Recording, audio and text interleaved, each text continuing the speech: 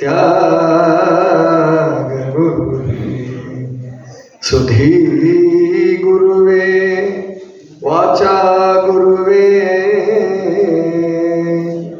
ಭವರೋ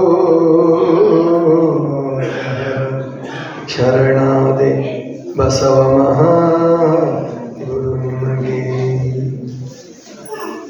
ವಿಶ್ವಗುರು ಮಹಾಮಾನವತಾವಾದಿ ಬಸವಣ್ಣನವರನ್ನು ಹೃದಯ ಮಂದಿರದಲ್ಲಿ ಸ್ಮರಿಸುತ್ತಾ, ಮಹಾಮಹಿಮರು, ಬೈಲುಕಾಯಿ ಸಿದ್ಧರು, ಶೂನ್ಯ ಪೀಠಾಧ್ಯಕ್ಷರು ಆದಂತಹ ಅಲ್ಲಮ್ಮ ಪ್ರಭುದೇವರನ್ನು, ಚಿನ್ಮಯ ಜ್ಞಾನಿ ಶಿರಸ್ಥಲ ಚಕ್ರವರ್ತಿ ಚನ್ನಬಸವಣ್ಣನವರನ್ನು ಹೃದಯ ಮಂದಿರದಲ್ಲಿ ಸ್ಮರಿಸಿ, ಇವತ್ತಿನ ಮುಖ್ಯ ಅತಿಥಿಗಳಾದಂತಹ ಉದ್ಯಮಿ ಸನ್ಮಾನ್ಯ ಮೋಹನ್ಲಾಲ್ ಭಂಡಾರಿಯವರೇ ಮತ್ತು ಪ್ರಾಚಾರ್ಯರಾದಂತಹ ಶಶಿಧರ್ ತೋಡ್ಕರ್ ಅವರೇ, ಸನ್ಮಾನಿತರಾದಂತಹ ಹಿರಿಯ ಜೀವ ಸೇವಾ ದುರಂಧರಾದಂತಹ ಸನ್ಮಾನ್ಯ ಶ್ರೀ ನಿತ್ಯಾನಂದ KM ನಿತ್ಯಾನಂದ ಅವರ ಮತ್ತು ದಾಸೋಹಿಗಳು ನಮ್ಮ BO ವಿಶ್ವನಾಥ್ ಗುತ್ತಿಗೆದಾರರು ದಾವಣಗೆರೆ ಅವರೇ, ಹಾಗೂ ಸನ್ಮಾನಿತರಾದಂಥ ಮತ್ತೊಬ್ಬರು ಚಂಪಕ್ಮಾಲ ಅವರೇ, ಮತ್ತು ಇವತ್ತಿನ ನಿಸರ್ಗ ಜ್ಞಾನಾಮೃತದ ಎಲ್ಲ ವಿಜೇತರೇ, ದಾಸೋಹಿಗಳೇ ಮತ್ತು ಈ ಕಾರ್ಯಕ್ರಮದಲ್ಲಿ ಭಾಗವಹಿಸಿದಂಥ ಎಲ್ಲ ಸದ್ಭಕ್ತ ಬಂಧುಗಳೇ, ತಾಯಿಯಂದಿರೇ, ಮಕ್ಕಳ ಯಾರು ಬಂದಂಗಿಲ್ಲ ಅಥವಾ ಬಂದಿದ್ರೆ ಸ್ವಲ್ಪ ಜನ ಬಂದಿರಬೇಕು. ಮತ್ತು ಈ ವಿಶೇಷವಾಗಿ ಶಿವಾನಂದ ಕುಣಿಕಿಕೊಪ್ಪ ಇವತ್ತು ವಿಶೇಷ ಆಮಂತ್ರಿತರು. ಜೊತೆಗೆ ಇವತ್ತೊಂದು ವಿಶೇಷ ಘಟನೆ ನಡೆದಿದೆ. ದುಮ್ವಾಡ ಊರು ಕೇಳಿದ್ದೀರ ನೀವೆಲ್ಲ? ಆಮೇಲೆ ದುಮ್ವಾಡದಿಂದ 12 ಜನ 12 ಕಿಲೋಮೀಟರ್ 7 ಜನ ಬೆಳಿಗ್ಗೆ 6:30 ಗಂಟೆಗೆ ಬಿಟ್ಟು 8:30 ಗಂಟೆಗೆ ಇಲ್ಲಿಗೆ ಪಾದಯಾತ್ರೆ ಬಂದಿದೆ. ಅವರಲ್ಲಿ ಕೆಲವರು ಸಿದ್ಧಾರೂಢ ಮಠಕ್ಕೆ ಪ್ರತಿ ಅಮಾವಾಸ್ಯೆಗೆ ಸಿದ್ಧಾರೂಢ ಮಠಕ್ಕೆ ಪಾದಯಾತ್ರೆ ಹೋಗೋರು.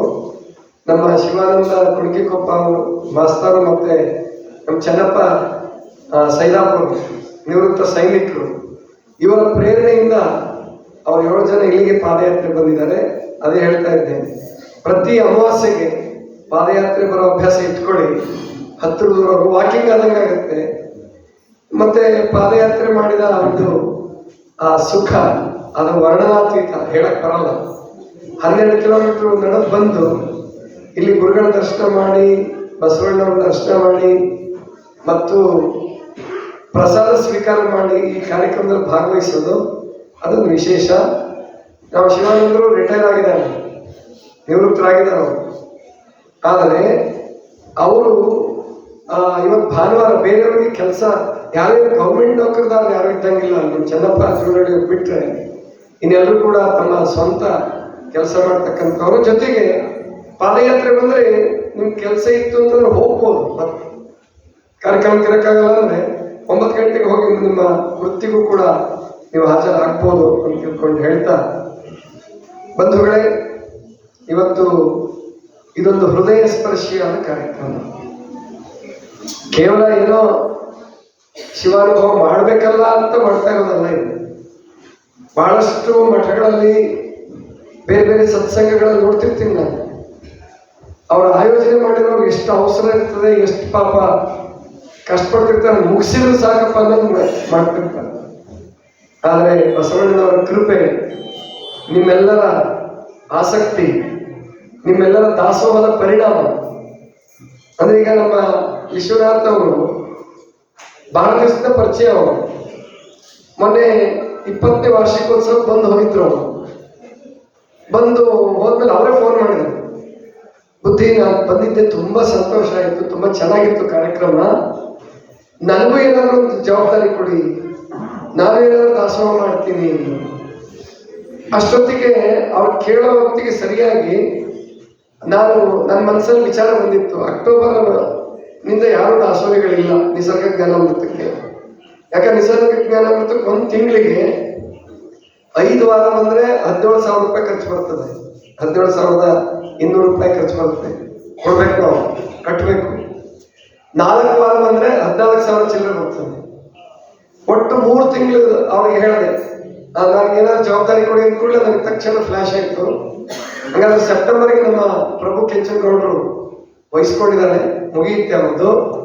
ಅಕ್ಟೋಬರ್, ನವೆಂಬರ್, ಡಿಸೆಂಬರ್ 3 ತಿಂಗಳು ನಿಮ್ಗೆ ಆಗತ್ತೆ ಅನ್ಕೊಳಕ್ಕೆ ಅಂತ ಅಂದ. ಆಯ್ತು ಬುದ್ಧಿ ಅಂದ್ರು. 45,000 ರೂಪಾಯಿ ಮೇಲೆ ಖರ್ಚು ಬರ್ತದ. ಅಷ್ಟು ಅವರು 5 ಸೆಕೆಂಡ್ ತಗೊಳ್ಳಿಲ್ಲ ವಿಚಾರ ಮಾಡಕ್ಕೆ. ಒಂದು 45,000ರಿಂದ 50,000 ಖರ್ಚು ಕೊಡ್ಬೋದ್ರಿ ಅಂತ ಅಂದಾಜು ಹೇಳಿದ್ದೆ. ಆಯ್ತು ಬುದ್ಧಿ ನಾನು ಮಾಡ್ತೀನಿ ಅಂತಂದ್ರು. ಅಂದ್ರೆ ಇಂತಹ ದಾಸೋಹಿಗಳಿರೋದ್ರಿಂದ ಇಂಥ ಕಾರ್ಯಕ್ರಮ ಚೆನ್ನಾಗಿ ನಡೀತಾವ.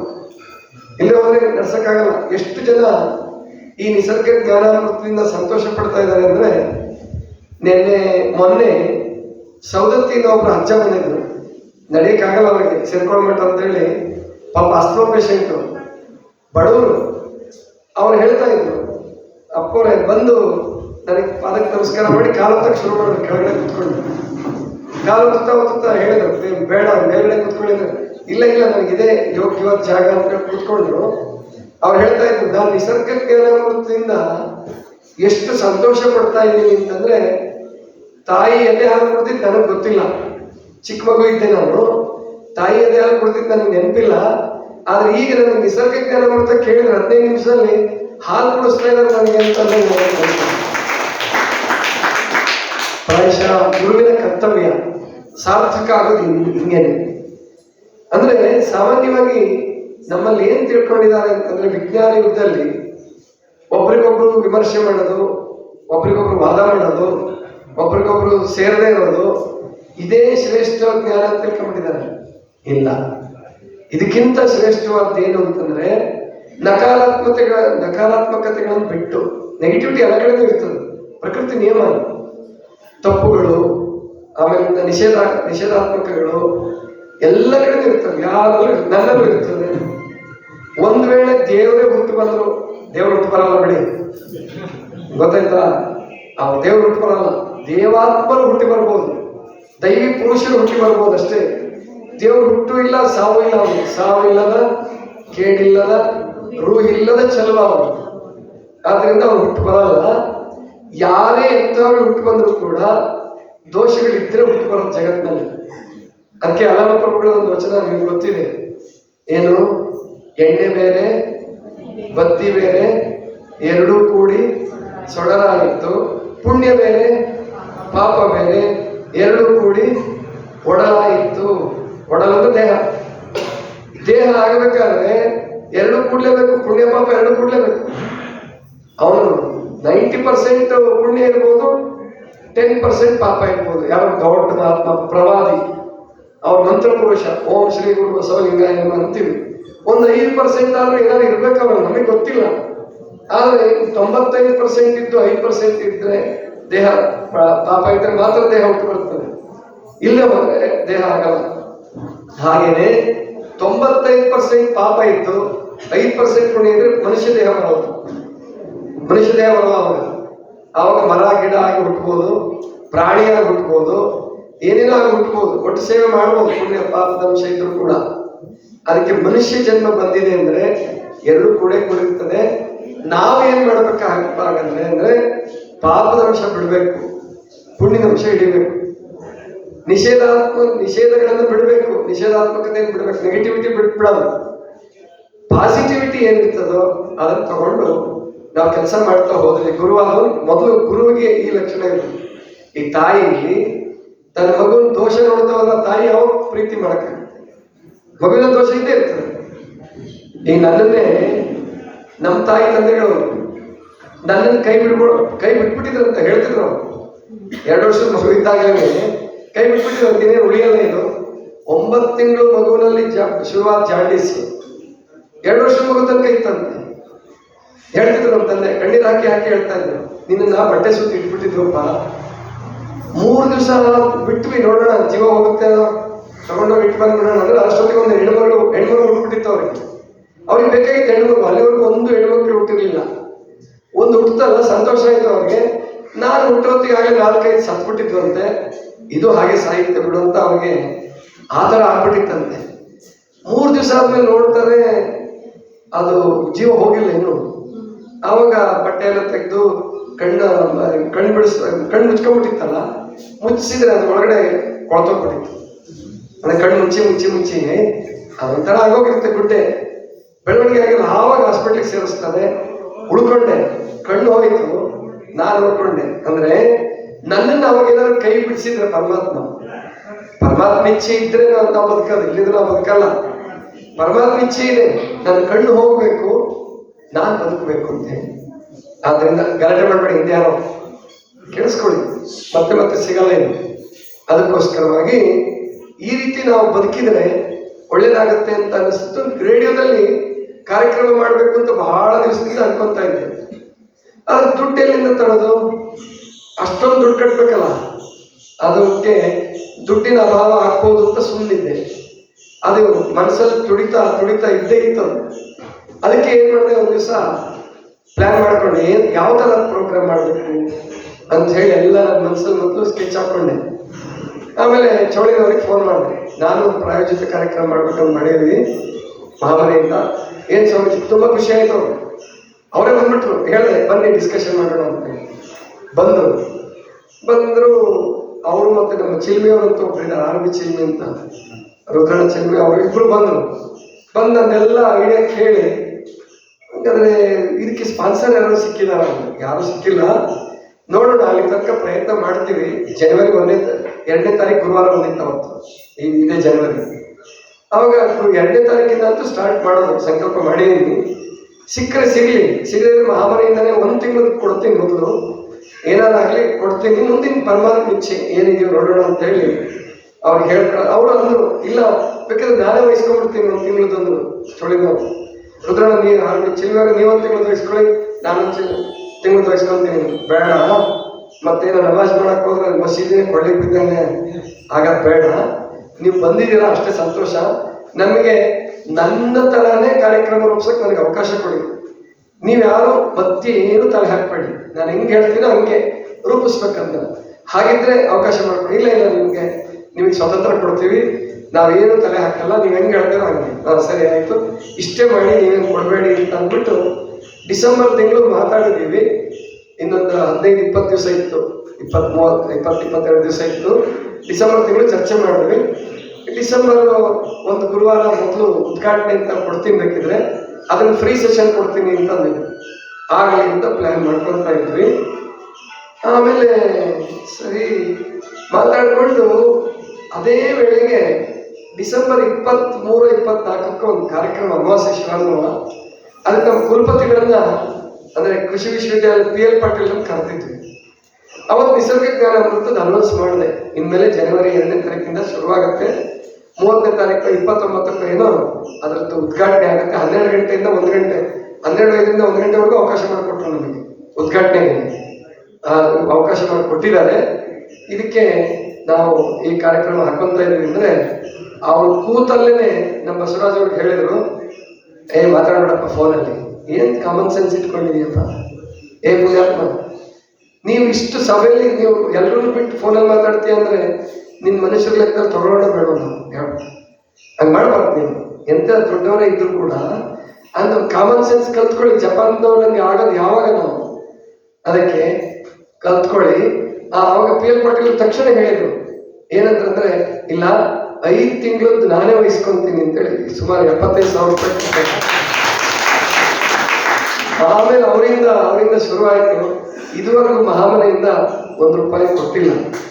ಆದರೆ ಪ್ರಾಯೋಜಕರು ವೈದ್ಯ ಸಂಗಣ್ಣ ಯೋಗ ಮತ್ತು ನಿಸರ್ಗೋಪಚಾರ ಕೇಂದ್ರ ಶ್ರೀ ಗುರು ಬಸವ ಮಹಾಮನೆ ಅಂತ ಹೇಳಿಸ್ತಾ ಇದ್ದೀರಾ. ನೀವೆಲ್ಲ ಕೂಡಿ ಅಂದ್ರೆ ಮಹಾಮನೆಗೆ ಕ್ರೆಡಿಟ್ ಕೊಡ್ತಾ ಇದ್ದೀರಾ, ನೀವು ಸೇವೆ ಮಾಡ್ತಾ ಇದ್ದೀರಾ. ನಮ್ಮ ಕೆಂಚನಗೌಡರು ಮತ್ತೆ ಕುಲಕರ್ಣಿ ಅವರು, ಶ್ರೀಪಾದ್ ಕುಲಕರ್ಣಿ ಅಂತಿದ್ದಾರೆ, ಮತ್ತೆವಾಡಿಯವರು, ಇವರೆಲ್ಲ ಜವಾಬ್ದಾರಿ ತಗೊಂಡ್ರು. ಈಗ ವಿಶ್ವನಾಥ್ ಅವರು 3 ತಿಂಗಳು ಜವಾಬ್ದಾರಿ ತಗೊಂಡಿದ್ದಾರೆ. ಮತ್ತೆ ಜನವರಿಯಿಂದ ಈ ಕಾರ್ಯಕ್ರಮ ನಿಲ್ಲಿಸ್ಬೇಕು ಅಂತ ಅನ್ಕೊಳ್ತಾ ಇದ್ದೀವಿ. ಇಲ್ಲ ನಾವು ಮಾಡ್ತೀವಿ, ನಿಲ್ಲಿಸ್ಬೇಡಿ ನಾವು ಯಾರಾದ್ರೂ ಇದ್ರೆ ಆಮೇಲೆ ಬಸವರಾಜ್ ಅವ್ರ ಹತ್ರ ಹೆಸರು ಬರೆಸ್ರಿ, ಅಥವಾ ನಿಮ್ಮ ಆತ್ಮೀಯರು ಯಾರಾದ್ರೂ ಇಂಡಸ್ಟ್ರಿಯಲಿಸ್ಟ್ ಯಾರಿಗೂ ಪ್ರಚಾರ ಬೇಕು ಅಂದ್ರೆ ನಿಮ್ದು ಹೆಸರು ಹೇಳ್ತೀವಿ, ಅಲ್ಲಿ ಉದ್ಯೋಗ ಕೈಗಾರಿಕೆದು ಕೂಡ ರೇಡಿಯೋದಲ್ಲಿ ಬರ್ತದೆ. ಶುಭ ಕೋರುವವರು ಅಂತ ಹೆಸರು ತಗೊಂತಾರೆ ಅವರಿಗೆ, ಅದೊಂದು ಆಪ್ಷನ್ ಇಟ್ಟಿದ್ದಾರೆ ಆಕಾಶವಾಣಿಯವರು. ಅದಕ್ಕೋಸ್ಕರ ಈ ರೀತಿ ಒಂದು ವ್ಯವಸ್ಥೆ ಇದೆ. ನಾನು ನಿಸರ್ಗ ಜ್ಞಾನ ಕೊಡ್ಲಿಕ್ಕೆ ನೀವು ಎಷ್ಟು ದಿವಸ ನಡೆಸಿದೆ ಅಂದ್ರೂ ನಾನು ಅಷ್ಟು ದಿವಸ ನಡೆಸಕ್ಕೆ ಸಿದ್ಧವಾಗಿದ್ದೀನಿ.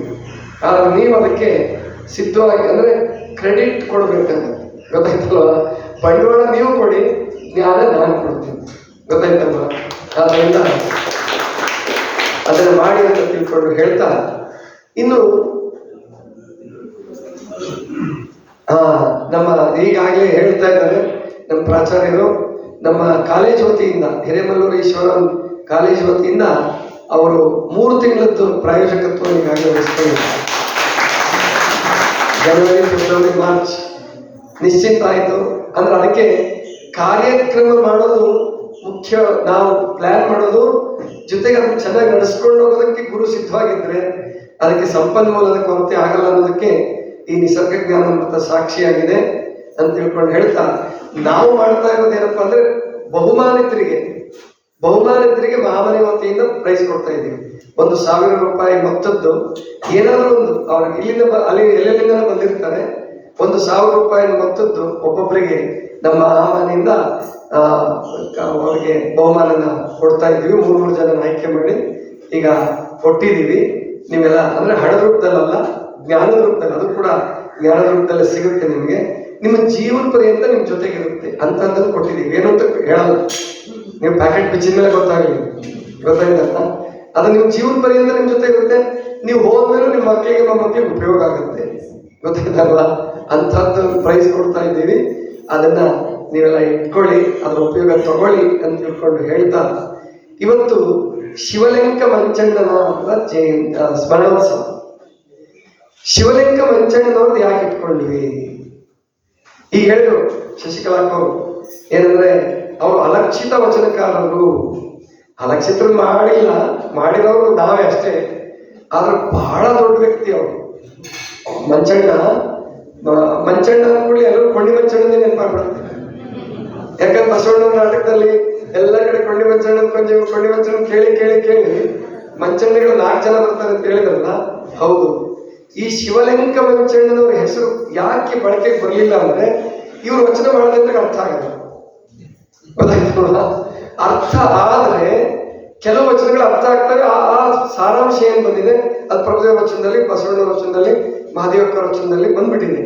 ಹಾಗಾಗಿ ಇವ್ರದ್ದು ವಿಶೇಷತೆ ಬಹಳ ಜನ ವಿದ್ವಾಂಸರಿಗೆ ಅರ್ಥ ಆಗಿಲ್ಲ, ವಿದ್ವಾಂಸರುಗಳು ಕೂಡ. ನಾನು ವಚನಾಂಕಿತಗಳ ವೈಶಿಷ್ಟ್ಯ ಮತ್ತು ವೈವಿಧ್ಯ ಪುಸ್ತಕ ಬರೆಯಕ್ಕೆ ಶುರು ಮಾಡಿದ್ಮೇಲೆ, ಅಧ್ಯಯನ ಮಾಡಕ್ಕೆ ಶುರು ಮಾಡಿದೆ, ಶಿವಲಿಂಗ ಮಂಚಣ್ಣವ್ರದ್ದು ಬಹಳ ಅದ್ಭುತವಾಗಿ ಅನ್ನಿಸ್ತು ನನಗೆ. ಒಂದು ಅಧ್ಯಯನ ಮಾಡಿದ್ದೀನಿ, ಒಂದು 22ನೇ ಅಧ್ಯಾಯ ಅಂತ ಕಾಣುತ್ತೆ ವಚನ ಹೃದಯದಲ್ಲಿ. ಅದಕ್ಕೆ ಅಂಕಿತ ಅದಕ್ಕೆ ಶೀರ್ಷಿಕೆ ಏನ್ ಕೊಟ್ಟಿದ್ದೀನಿ ಅಂದ್ರೆ, ಗುರು ಪಿತಾಮಹನ ವಚನಾಂಕಿತ. ಗುರು ಪಿತಾಮಹ ಯಾಕಪ್ಪ ಅಂತಂದ್ರೆ ಗುರುಲಿಂಗ ಜಂಗಮ ಅಂತೇಳಿ ಬಸವಣ್ಣ, ಚನ್ನಬಸವಣ್ಣ, ಪ್ರಭುದೇವರು ಹೇಳ್ತಾರೆ. ಲಿಂಗಾಯತ ಧರ್ಮದ ಗುರು ಲಿಂಗ ಜಂಗಮ ಅಂದ್ರೆ ಬಸವಣ್ಣ, ಚನ್ನಬಸವಣ್ಣ, ಪ್ರಭುದೇವರು. ಹಾಗಾದ್ರೆ ಇವ್ರಿಗೆ ಗುರು ಪಿತಾಮಹ ಅಂತ ಯಾಕಂತೀರ? ಅದು ಬರ್ದೇನದ ಅಧ್ಯಾಯದಲ್ಲೂ ಬರ್ದೇನದ. ಯಾಕಂತೀವಿ ಅಂದ್ರೆ ಇವರ ಹುಟ್ಟು ಮಗ ಅಂದ್ರೆ ಇವ್ರ ಮಗನೇ ಉರ್ಲಿಂಗ ದೇವ. ಈಗ ಸುಜಾತಕ್ಕವರೇನು ವಚನ ಹೇಳಿದ್ರಲ್ಲ, ಲೋಕದಂತೆ ಬಾರಲು ಲೋಕದಂತೆ ಇರಲು, ಅದರದ್ದು ಕರ್ತೃ ವಚನಕಾರರು ಉರ್ಲಿಂಗ ದೇವ. ಅದ್ಭುತವಾದ ವಚನಗಳು, ಬರೀ 48 ವಚನ ಅಷ್ಟೇ ಅವ್ರು ಸಿಕ್ಕಿರೋದು ಉರ್ಲಿಂಗ ದೇವರು. ಆದರೆ 48 ಶ್ರೇಷ್ಠವಾಗಿದ್ದಾರೆ, ಅಂತ ಅದ್ಭುತವಾದ ವಚನಗಳು. ಅಂತಹ ವಚನಗಳಿಗೆ ಬರೆದಂತ ಉರ್ಲಿಂಗ ದೇವರ ತಂದೆ ಶಿವಲಿಂಗ ಮಂಚಣ್ಣ. ಈಗ ನಮ್ಮ ವಿದ್ವಾಂಸರು ಏನಂತಾರೆ ಗೊತ್ತಾ, ಇದಕ್ಕೆ ಸಾಕ್ಷಿ ಏನ್ರಿ ಅಂತ ಕೇಳ್ತಾರೆ. ಅಂದ್ರೆ ಈ ತರಲೆ ವಿದ್ವಾಂಸರು ಎಲ್ಲರೂ ಕೇಳಲ್ಲ, ತರಲೆ ವಿದ್ವಾಂಸರು ಕೇಳೋದು, ನೀವೆಲ್ಲಿ ಯಾವ ಕಾವ್ಯದಲ್ಲಿ ಹೇಳ್ತಾರೆ, ಯಾವ ಕಾವ್ಯ ಅದು ಮಗ ಅಂದ್ರೆ ಗುರುಪುತ್ರ ಇರ್ಬೋದಪ್ಪ ಅಂತ ವಾದ ಮಾಡ್ತಾರೆ. ವಾದ ಮಾಡಬೇಡಿ, ಶರಣ ಧರ್ಮ ವಾದದ್ದಲ್ಲ, ಶರಣ ಧರ್ಮ ಇರೋದು ಸಂವಾದದ್ದು, ಗೊತ್ತಾಯ್ತಲ್ವಾ? ವಿವಾದಕ್ಕಾಗ್ಲಿ ವಾದಕ್ಕಾಗ್ಲಿ ಶರಣ ಧರ್ಮದಲ್ಲಿ ಅವಕಾಶ ಇಲ್ಲ, ಸಂವಾದ ಮಾಡ್ಬೋದು. ಅದಕ್ಕೆ ಉರ್ಲಿಂಗ ದೇವ ಅವ್ರ ಮಗನೇ 100%. ಒಂದು ವೇಳೆ ಅಲ್ಲ ಅಂತ ಇಟ್ಕೊಳ್ಳಿ, ನುಕ್ಸಾನ್ ಏನಾಯ್ತು? ಯಾಕಂದ್ರೆ ಈಗ ಅವ್ನ ನನ್ನ ಮಗ ಅಲ್ಲ ಅಂತ ಹೇಳಕ್ ಶಿವಲಿಂಗ ಮಂಚಣ್ಣನೂ ಇಲ್ಲ, ಅವ್ನು ನಮ್ಮ ಅಪ್ಪ ಅಲ್ಲ ಅಂತ ಹೇಳಕ್ ಉರ್ಲಿಂಗ ದೇವರು ಇಲ್ಲ ಏನವ ಶಿಶುಕಾಲಕ್ಕ ಹೌದಲ್ವ? ನಾನು ಈ ವಿದ್ವಾಂಸರಿಗೆ ಹೇಳಿ ನಿಮ್ಗೆ ಸಿಗ್ತಾರವರು ಅಂತವ್ರು ಕೂದಲು ಸೀಳೋರು ಅಂತ ಕರೀತಾರಂತವ್ರಿಗೆ, ಗೊತ್ತಾಯ್ತಲ್ವ? ಆ ಕೂದಲು ಸೀಳೋ ಅಗತ್ಯ ಇಲ್ಲ. ಅದಕ್ಕೆ ಉರ್ಲಿಂಗ ದೇವರು ಶಿವಲಿಂಗ ಮಂಚಣ್ಣನವ್ರ ಮಗ, ಉರ್ಲಿಂಗ ಪೆದ್ದಿ ಉರ್ಲಿಂಗ ದೇವರ ಶಿಷ್ಯ, ಗೊತ್ತಾಯ್ತಲ್ವಾ? ಉರ್ಲಿಂಗ ದೇವ ಉರ್ಲಿಂಗ ಪೆದ್ದಿ ಎಂಥ ಜ್ಞಾನಿಯಾದ ಅಂದ್ರೆ ಅಂತ್ಯಜನಾಗಿ ಹುಟ್ಟಿ ಮಠಕ್ಕೆ ಪೀಠಾಧೀಶ ಆಗುವಷ್ಟು ಬೆಳೆದ್ಬಿಟ್ರು. ಸಂಸ್ಕೃತ ನೋಡಿದ್ರೆ ಉರ್ಲಿಂಗ ಪೆದ್ದಿಯ ಹಳೆ ಕಥೆ ಏನಾದ್ರು ಗೊತ್ತಿಲ್ಲದೆ ಹೋದ್ರೆ ಅವ್ರ ವಚನಗಳನ್ನು ಓದ್ಬಿಟ್ರೆ ಇವು ಬ್ರಾಹ್ಮಣ ಹಿನ್ನೆಲೆಯಿಂದಲೇ ಬಂದಿದ್ದಾರೆ ಅಂತಾನೆ ಹೇಳ್ಬೇಕು. ಅಷ್ಟು ಚೆನ್ನಾಗಿ ವಚನಗಳನ್ನು ಬರೆದಿದ್ದಾರೆ ಉರ್ಲಿಂಗ ಪೆದ್ದಿ. ಆದ್ರಿಂದ ಈ ಸಂಪ್ರದಾಯ ಎಲ್ಲಿವರೆಗೂ ಮುಂದುವರ್ಕೊಂಡು ಬಂತು ಅಂದ್ರೆ ಮಹಾಲಿಂಗ ದೇವ ಅಂತ ಏನು ಪ್ರೌಢದೇವರಾಯನ ಕಾಲಕ್ಕೆ ಬರ್ತಾರೆ 15ನೇ ಶತಮಾನದಲ್ಲಿ ವಿಜಯನಗರ ಸಾಮ್ರಾಜ್ಯದಲ್ಲಿ. ಮಹಾಲಿಂಗ ದೇವ, ಜಕ್ಕಣಾರ್ಯ ಮತ್ತೆ ಚಾಮರಸ ಇವರೆಲ್ಲ 101 ವಿರಕ್ತರು ಅಂತ ಏನ್ ಬರ್ತಾರಲ್ಲ ಅದರಲ್ಲಿ ಇವರೆಲ್ಲ ಬರ್ತಾರೆ. ಆಮೇಲೆ ಕುಮಾರ ಬಂಕನಾಥ ಇವರೆಲ್ಲ ನಮ್ಮ ಇವ್ರ ಗುಂಪಿಗೆ ಸೇರಿದವರು, ಅಂದ್ರೆ ಇವರ ವಂಶ ಪಾರಂಪರ್ಯಕ್ಕೆ ಸೇರಿದವರು. ಗುರುಪುತ್ರರು ಇರ್ಬೋದು ಅಥವಾ ಸ್ವಂತ ಒಂದು ರಕ್ತ ಸಂಬಂಧಿಕರು ಇರ್ಬೋದು. ಉರ್ಲಿಂಗ ದೇವರಿಂದ ರಕ್ತ ಸಂಬಂಧಿಕರಷ್ಟೇ, ಇನ್ನು ಬಾಕಿಯವರೆಲ್ಲ ಭಕ್ತಿ ಸಂಬಂಧಿಕರೇ. ಆದ್ರಿಂದ ಶಿವಲಿಂಗ ಮಂಚಣ್ಣ ಬಹಳ ದೊಡ್ಡ ಪಂಡಿತರು. ಕಾಶಿಯಲ್ಲಿ ಹೋಗಿ ಅವರು ವಾದ ವಿವಾದ ಮಾಡಿರೋದು ಕೂಡ ಉಂಟು, ಮೊದಲು ಶರಣ ಹತ್ರ ಬರೋಕ್ ಮುಂಚೆ. ಆಮೇಲೆ ಪ್ರಾಯಶಃ ಕಾಶಿಯಿಂದ ಈ ಕಡೆ ಬಂದ್ರು, ಇಲ್ಲಿಂದ ಕಾಶಿಗೆ ಹೋಗಿ ಮತ್ತೆ ವಾಪಸ್ ಬಂದ್ರು ಗೊತ್ತಿಲ್ಲ, ಯಾಕಂದ್ರೆ ಅವ್ರ ಊರು ಅವ್ರದ್ದು ಹಿನ್ನೆಲೆ ಏನು ಸಿಕ್ಕಿಲ್ಲ. ಆದ್ರೆ ಶಿವಲಿಂಗ ಅಂತ ಸೇರಿಸ್ಕೊಂಡಿರೋದು ನೋಡಿದ್ರೆ ಅವರು ಪ್ರೀತಿ ಪಟ್ಟು ಸೇರಿಸ್ಕೊಂಡಿರೋದು ಅಂತ ಅನ್ಸುತ್ತಿದ್ದು. ಯಾಕಂದ್ರೆ ಭಾರತ ದೇಶದಲ್ಲಿ ಬಸವಣ್ಣವ್ರು ಬರೋವರೆಗೂ ಕೂಡ ನಿಮ್ಗೆಲ್ಲ ಗೊತ್ತಿರುತ್ತೆ, ವಾದ ಮಾಡೋದೇ ಒಂದು ಕಲೆ ಆಗೋಗಿತ್ತು, ವಾದ ಮಾಡೋದೇ ಒಂದು ಸಂಪ್ರದಾಯ ಆಗೋಗಿತ್ತು. ವಾದ ಮಾಡಿ ಸೋಲಿಸಿ ಶಿಷ್ಯರು ಮಾಡ್ಕೊಳ್ಳೋದಾಗಿತ್ತು. ಬುದ್ಧ ಮತ್ತು ಮಹಾವೀರರು ಈ ಸಂಪ್ರದಾಯ ಮುರಿದಿದ್ರು. ಬುದ್ಧರು ಮತ್ತು ಮಹಾವೀರರು ಜೈನ ಧರ್ಮ ಮತ್ತು ಬೌದ್ಧ ಧರ್ಮ ಸ್ಥಾಪನೆ ವಾದ ವಿವಾದಕ್ಕೆ ಹೋಗ್ಲಿಲ್ಲ. ಅವರು ಪ್ರೀತಿ ಕೊಡ್ತಾ ಹೋದ್ರು, ಅವ್ರು ಹೇಳ್ಕೊಂತ ಹೋದ್ರು, ಪ್ರವಚನ ಕೇಳ್ಕೊಂತ ಬಂದ್ರು ಜನ. ಅವರಿಬ್ರು ಮಾಡಿದ್ರ ಕೆಲಸನ. ಆದ್ರೆ ಮುಂದೆ ಆ ಸಂಪ್ರದಾಯ ಬಿಟ್ಟು ಹೋಗ್ಬಿಟ್ಟಿತ್ತು. ಆ ಕಾರಣ ಏನು ಅಂದ್ರೆ ಬುದ್ಧ ದೇವ್ರ ಬಗ್ಗೆ ಮೌನ ಆಗೋಗ್ಬಿಟ್ಟ, ಮಹಾವೀರ ದೇವ್ರ ಬಗ್ಗೆ ಏನು ಹೇಳಿಲ್ಲ. ಈಗ ಮಹಾವೀರನ್ನೇ ದೇವ್ರು ಮಾಡಿ 24 ಜನ ತೀರ್ಥಂಕರನ್ನು ದೇವ್ರು ಮಾಡಿಕೊಂಡಿದ್ದಾರೆ ಜೈನರು, ಅವಾಗ ಬೇರೆ ಅದರಿಂದ ಸಂಘಟನೆ ಆಯ್ತು, ಮುನಿಗಳಾದ್ರು, ಅದೆಲ್ಲ ಆಯ್ತು. ಆದ್ರೆ ದೇವ್ರ ಬಗ್ಗೆ ಏನು ಮಾತಾಡ್ಲಿಲ್ಲ ಅವರಿಬ್ರು, ಏನು ಮಾತಾಡ್ಲಿಲ್ಲ. ಅಲೌಕಿಕ ಆಕಾಶ ಅಂತ ಒಂದು ಒಳ್ಳೆ ಶಬ್ದ ಬಳಸಿದ್ರು ಮಹಾವೀರರು, ಬಹಳ ಅದ್ಭುತ ಶಬ್ದ. ಅಲೌಕಿಕ ಆಕಾಶ ಸತ್ಯ, ದೇವರಿಗೇನೆ ಅವರು ಅಲೌಕಿಕ ಆಕಾಶ ಅಂತ ಕರೆದರು. ಆದ್ರೆ ಬಸವಣ್ಣವರಾಗ್ಲಿ ನಮ್ಮ ಭಕ್ತಿ ಸಂಪ್ರದಾಯ ಏನಿದೆಯಲ್ಲ, ಶಂಕರಾಚಾರ್ಯರಿಂದ ಹಿಡ್ಕೊಂಡು ಅದಕ್ಕಿಂತ ಹಿಂದೆ ಉಪನಿಷತ್ಕಾರರಿಂದ ಹಿಡ್ಕೊಂಡು ಇಲ್ಲಿವರೆಗೆ ಬಸವಣ್ಣವರವರೆಗೆ ಗುರುನಾನಕರವರೆಗೆ ನಮ್ಮ ದಾಸರು, ಸಂತರು, ಮಾಂತರು ದೇವರನ್ನು ಬಿಟ್ಟು ಅವರಿಗೆ ಮಾತಾಡಕ್ಕೆ ಸಾಧ್ಯ ಆಗೋದೇ ಇಲ್ಲ. ದೇವರು ಬೇಕೇ ಬೇಕು. ಯಾಕಂದ್ರೆ ಸಕಲ ಕರ್ತ, ಸೃಷ್ಟಿಕರ್ತ, ಸರ್ವಜ್ಞ, ಸಚ್ಚಿದಾನಂದ ಸ್ವರೂಪ ಅಂತವ್ನು ಹೆಂಗಪ್ಪ ನೀನಿಲ್ಲ ಅಂತೀಯ? ಅವನ ಬಗ್ಗೆ ಯಾಕೆ ಮೌನ? ದೇವತೆಗಳಿಲ್ಲ ಅಂತ ಹೇಳು. ಇದನ್ನೇ ನಿಸರ್ಗ ಜ್ಞಾನ ಅಮೃತದಲ್ಲಿ ನಾನು ಸ್ಪಷ್ಟವಾಗಿ ಹೇಳ್ತಾ ಇದ್ದೀನಿ ಇವಾಗ. ದೇವರು ಬೇರೆ, ದೇವತೆಗಳು ಬೇರೆ. ದೇವತೆಗಳು ಅಂದ್ರೆ ನೀವು ಮಾಡಿದ್ದು, ದೇವರು ಅಂದ್ರೆ ನಿಮ್ಮನ್ನು ಮಾಡೋದು. ಗೊತ್ತಾಯ್ತಲ್ವಾ? ಹೆಂಗ್ರಿ ನಮ್ಮನೇಲಿ ಮಾಡೋದು ದೇವರು? ಮತ್ ನಿಮ್ಮವ್ರು ಹೊಟ್ಟೆಗಿದ್ರಲ್ಲ, ನಿಮ್ಮವ್ರು ಹೊಟ್ಟೆಗಿದ್ರಲ್ಲ, ಆವಾಗ ಮೂಗು, ಕಣ್ಣು, ಕಿವಿ ಜೋಡಿಸಿದವ್ರು ಯಾರು? ನಿಮ್ಮವ್ವ ಜೋಡಿಸಿಲ್ಲ ಅಥವಾ ಅಪ್ಪ ಜೋಡಿಸಿದ್ನ? ಅವನು ಜೋಡಿಸಿಲ್ಲ, ಅಪ್ಪನು ಜೋಡಿಸಿಲ್ಲ. ಮತ್ತೆ ಹೆಂಗ್ ತಯಾರಾದ್ವಿ ನಾವು? ಗರ್ಭದಲ್ಲಿ ಹೆಂಗಪ್ಪ ತಯಾರಾದ್ವಿ? ಮನುಷ್ಯನ ಹೊಟ್ಟೆಯಲ್ಲಿ ಮನುಷ್ಯನೇ, ಹಸುವಿನ ಹೊಟ್ಟೆಯಲ್ಲಿ ಹಸು ಕರುನೇ, ಅದರಂತೆ ಲಕ್ಷಣಗಳಿಲ್ಲ ಅಂತಂದ್ರೆ ಅಲ್ಲಿ ಒಳಗಡೆ ಮಾಡ್ತಾ ಇರೋ ಚೈತನ್ಯ ಯಾವ್ದದು? ಅದೇ ಪರಮಾತ್ಮ ಚೈತನ್ಯ ನಮ್ಮೆಲ್ಲರಲ್ಲೂ ಇದೆ. ಅದು ಮತ್ ಮೋಹನ ಭಂಡಾರಿಗಳು ಜೈನರು ಅವರೊಳಗೆ ಇಲ್ಲೇನು? ಅವರೊಳಗೂ ಇದೆ, ನಿಮ್ಮೊಳಗೂ ಇದೆ. ಮತ್ತೆ ಅವ್ರ ಭಯೋತ್ಪಾದಕರು ಪಹಲ್ಗಾವ್ ಅಟ್ಯಾಕ್ ಮಾಡಿರಲ್ಲ, ಅವರೊಳಗೂ ಇದೆ. ಅವ್ರ ತಲೆಗೂ ಸಹಸ್ರಾರ ಚಕ್ರ ಇದ್ದೇನೆ, ಅವರೊಳಗೂ ಇದೆ. ಆದ್ರೆ ಅವ್ರಿಗೆ ಗೊತ್ತಿಲ್ಲ ಅದಷ್ಟೇ. ಒಂದು ಘಟನೆ ನಡೀತು ಒಂದು ಸ್ಕೂಲಲ್ಲಿ. ಅವ್ರ ಮಾಸ್ತರ್ ಹಂಗೆ ನನ್ನ ಪ್ರವಚನ ಕೇಳ್ಕೊಂಡು ಹೋಗಿದ್ರು, ನಮ್ಮಂತವ್ರು ಯಾವ್ದು ಕೇಳ್ಕೊಂಡು ಹೋಗಿದ್ರು. ಹೇಳ್ಬಿಟ್ರು ಶಾಲೆಗೆ, ಎಲ್ರಿಗೂ ದೇವರಿದ್ದಾನೆ ಅಂತ ಹೇಳ್ಬಿಟ್ರು. ಹುಡುಗರ ಸುಮ್ಮನೆ ಬಿಡ್ತಾವ, ಗೊತ್ತಾಯ್ತಲ್ಲ? ಎಲ್ರಿಗೂ ದೇವರಿದ್ದಾನೆ ಅಂತ ಹೇಳ್ತಿದ್ರು ಗುರುಗಳು. ಮತ್ತೆ ಎಲ್ಲರೂ ದೇವರಿರೋ ಸತ್ಯ, ಈಶಾವಾಸ್ಯವಿದಂ ಸರ್ವಂ, ಎಲ್ಲರೂ ಪರಮಾತ್ಮ. ಹುಡುಗ ಕೇಳ್ಬಿಟ್ಟ, ಸರ್ ಆ ಜೈಲಲ್ಲಿ ಇರೋರಲ್ಲ ಕಳ್ಳರು ಅವರಲ್ಲೂ ದೇವರಿದ್ದಾನ ಅಲ್ಲ, ಕೊಲೆಗಡಕರು ಕಳ್ಳರು ಅವರಲ್ಲೂ ದೇವರಿದ್ದಾನ ಅಂತ ಕೇಳ್ಬಿಟ್ಟ ಹುಡುಗ. ಮಾಸ್ತರ್ ತಬ್ಬಿಬಾಗೋಗ್ಬಿಟ್ರು. ಅವ್ರ ಭಕ್ತಿಯಿಂದ ಖುಷಿಯಿಂದ ಹೇಳಿದ್ರು ಮಾಸ್ತರು, ತಬ್ಬಿಬಾಗೋಗ್ಬಿಟ್ರು. ಪಕ್ಕದಲ್ಲಿ ಒಬ್ಬ ಹುಡುಗ, ನಿನ್ಗೆ ಅಷ್ಟು ತಿಳಿಯಲ್ವನ ಅಂದ. ಅವನಿಗೆ ಅಷ್ಟು ತಿಳಿಯಲ್ವನ ಅಂದ. ಮಾಸ್ತರ್ ಒಂದು ಜಾಣತನ ಮಾಡಿದರು. ಹೌದಾ, ಅಷ್ಟು ತಿಳಿಯಲ್ಲ ಅಂತಿಲ್ಲ, ನೀನೇ ಹೇಳಪ್ಪ, ಆ ಜೈಲಿನ ಕಳ್ಳರು ಅವರು ದೇವರಿದಾನ ಅಂತ ಮಾಸ್ತರ ಹುಡುಗನ ಕ್ವಶನ್ ಕೇಳಿದ್ರು. ಪಕ್ಕದವನಿಗೆ ನೀನೇ ಹೇಳು, ಆ ಜೈಲಿನ ಕಳ್ಳರು ದೇವರಿದಾನ? ಹೌದು ಸರ್ ಅಂತ ಅವನು. ಹೇಗೆ ಅಂದ್ರು ಅವನು, ಅವರಲ್ಲೂ ದೇವರಿದ್ದಾನೆ ಸರ್, ಆದ್ರೆ ನನ್ನಲ್ಲಿ ದೇವರಿದ್ದಾನೆ ನಾನು ಕಳ್ತನ ಮಾಡ್ಬಿಟ್ಟು ಅವನಿಗೆ ಗೊತ್ತಿಲ್ಲ ಅಂತ ಅವನು. ಆ ದೇವರಿರೋದು ಅವನಿಗೆ ಗೊತ್ತಿಲ್ಲ, ಅದಕ್ಕೆ ಕಳ್ತನ ಮಾಡಿದ್ದಾನೆ ಅಷ್ಟೇ ಅವನು. ಆದ್ರೆ ಅವನಲ್ಲೂ ದೇವರಿರೋದು ಸತ್ಯ. ಉರ್ಲಿಂಗ ಪೆದ್ದಿ ಮೊದಲಿಗೆ ಕಳ್ಳರಾಗಿದ್ರು, ಕಳ್ಳರವರು. ದೇವ್ರು ದೀಕ್ಷೆ ಕೊಡೋದು ನೋಡಿ, ಉರ್ಲಿಂಗ ದೇವರು ದೀಕ್ಷೆ ಕೊಡೋದು ನೋಡಿ ಪರಿವರ್ತನೆ ಆದ. ಹೋಗಿ ಬೇಡ್ಕೊಂಡ್ರು, ಅವ್ರು ಸ್ವಲ್ಪ ಕಾಡಿಸಿದ್ರು, ಆದ್ರೂ ಬಿಡ್ಲಿಲ್ಲ. ಮತ್ತೆ ಇವ್ರು ಕೊಟ್ರೆ ಬೇರೆ ಜನ ಉರ್ಲಿಂಗ ದೇವರು ಗುಡಿಸ್ಲೇ ಸುಟ್ರು.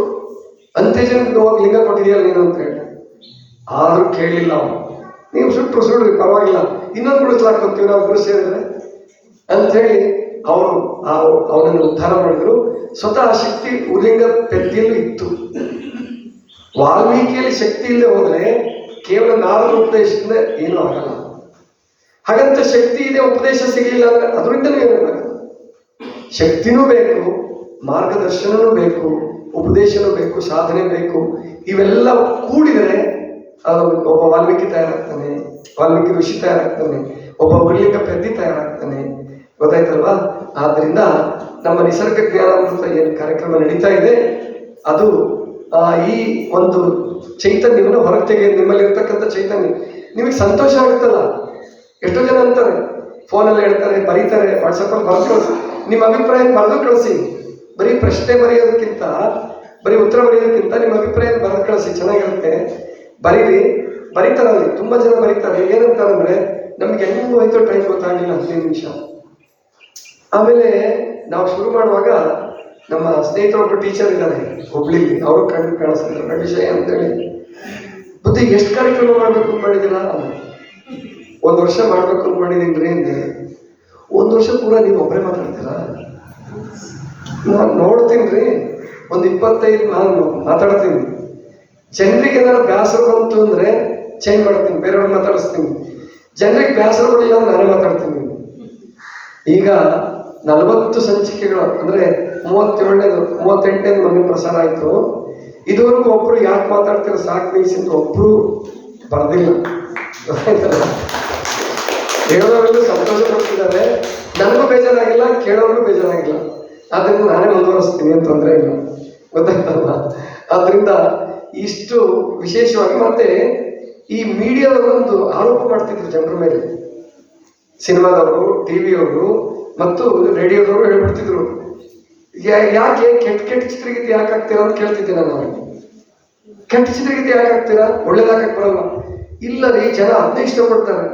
ನೀವು ಜನರನ್ನು ಕೆಡಿಸಿದಿರಾ, ಜನ ಕೆಟ್ಟಿಲ್ಲ, ನೀವು ಕೆಡಿಸಿದಿರಾ ಅಂತಿದ್ದೆ. ಪೇಪರ್ದವ್ರಿಗೆ, ಟಿವಿಯವ್ರಿಗೂ ಅದೇ ನಾನು ಹೇಳೋದು, ಮೀಡಿಯಾದವ್ರಿಗೆ, ಯಾಕಪ್ಪ ಒಳ್ಳೇದು ಬೇಕಾದಷ್ಟು ಇದೆಯಲ್ಲ, ಯಾಕೆ ತೋರಿಸಲ್ಲ ನೀವು? ಯಾಕೆ ತೋರಿಸಲ್ಲ? ಜನ ಕೆಟ್ಟಿಲ್ಲ ರೀ, ಸಮಾಜ ಕೆಟ್ಟಿಲ್ಲ.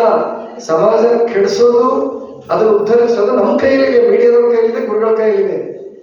ಇವತ್ತಿಗೂ ಬಸವಣ್ಣ ಹುಟ್ಟು ಬಂದ್ರೆ ಅದೇ ಶರಣರೇ ತಯಾರಾಗ್ತಾರೆ. ಇವತ್ತಿಗೂ ಬುದ್ಧ ಹುಟ್ಟು ಬಂದ್ರೆ ಅದೇ ಬೌದ್ಧ ಭಿಕ್ಕುಗಳು ತಯಾರಾಗ್ತಾರೆ, ಇವತ್ತಿಗೂ ತಯಾರಾಗ್ತಾರೆ. ಅದೇ ಮಹಾವೀರ ಹುಟ್ಟು ಬಂದ್ರೆ ಇವತ್ತು ಅಂತ ಮಹಾನ್ ತೀರ್ಥಂಕರೇ ತಯಾರಾಗ್ತಾರೆ. ಆದ್ರೆ ಆ ತಯಾರು ಮಾಡೋ ಗುರುಗಳು ತಯಾರಾಗ್ತಾ ಇಲ್ಲ, ಆ ತಯಾರು ಮಾಡೋ ಮನಸ್ಸು ಮೀಡಿಯಾಗಳಿಗಿಲ್ಲ.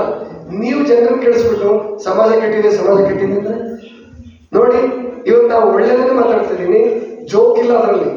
ನಿಸರ್ಗ ಜ್ಞಾನ ಒಂದೇ ಒಂದು ಜೋಕ್ ಹೇಳಲ್ಲ, ಆದ್ರೂ ನಗ್ತಾರೆ ಜನ. ನಗಿಸ್ತೀನಿ, ಜೋಕ್ ಇಲ್ಲದೆ ನಗಿಸ್ತೀನಿ, ಅವಾಚ್ಯ ಶಬ್ದ ಇಲ್ಲದೆ ಅವ್ರಿಗೆ ತಿದ್ದುತ್ತೀನಿ. ಅವ್ರಿಗೆ ಏನ್ ತಪ್ಪು ಮಾಡ್ತಿದ್ರು ತಿದ್ಕೊಳ್ತಾರೆ ಎಷ್ಟೋ ಜನ. ಅಂದ್ರೆ ನಾವಿಲ್ಲಿ ತಿಳ್ಕೋಬೇಕು, ಸಮಾಜವನ್ನ ರೂಪಿಸೋದು ಸಮಾಜ ತನ್ನಿಂದಾನೇ ರೂಪುಕೊಳ್ಳಲ್ಲ. ಯಾಕೆಂದ್ರೆ ಪ್ರಕೃತಿ ನಿಯಮ ಏನಪ್ಪಾ ಅಂದ್ರೆ ಅಧೋಮುಖವಾಗಿ ಹೋಗೋದು,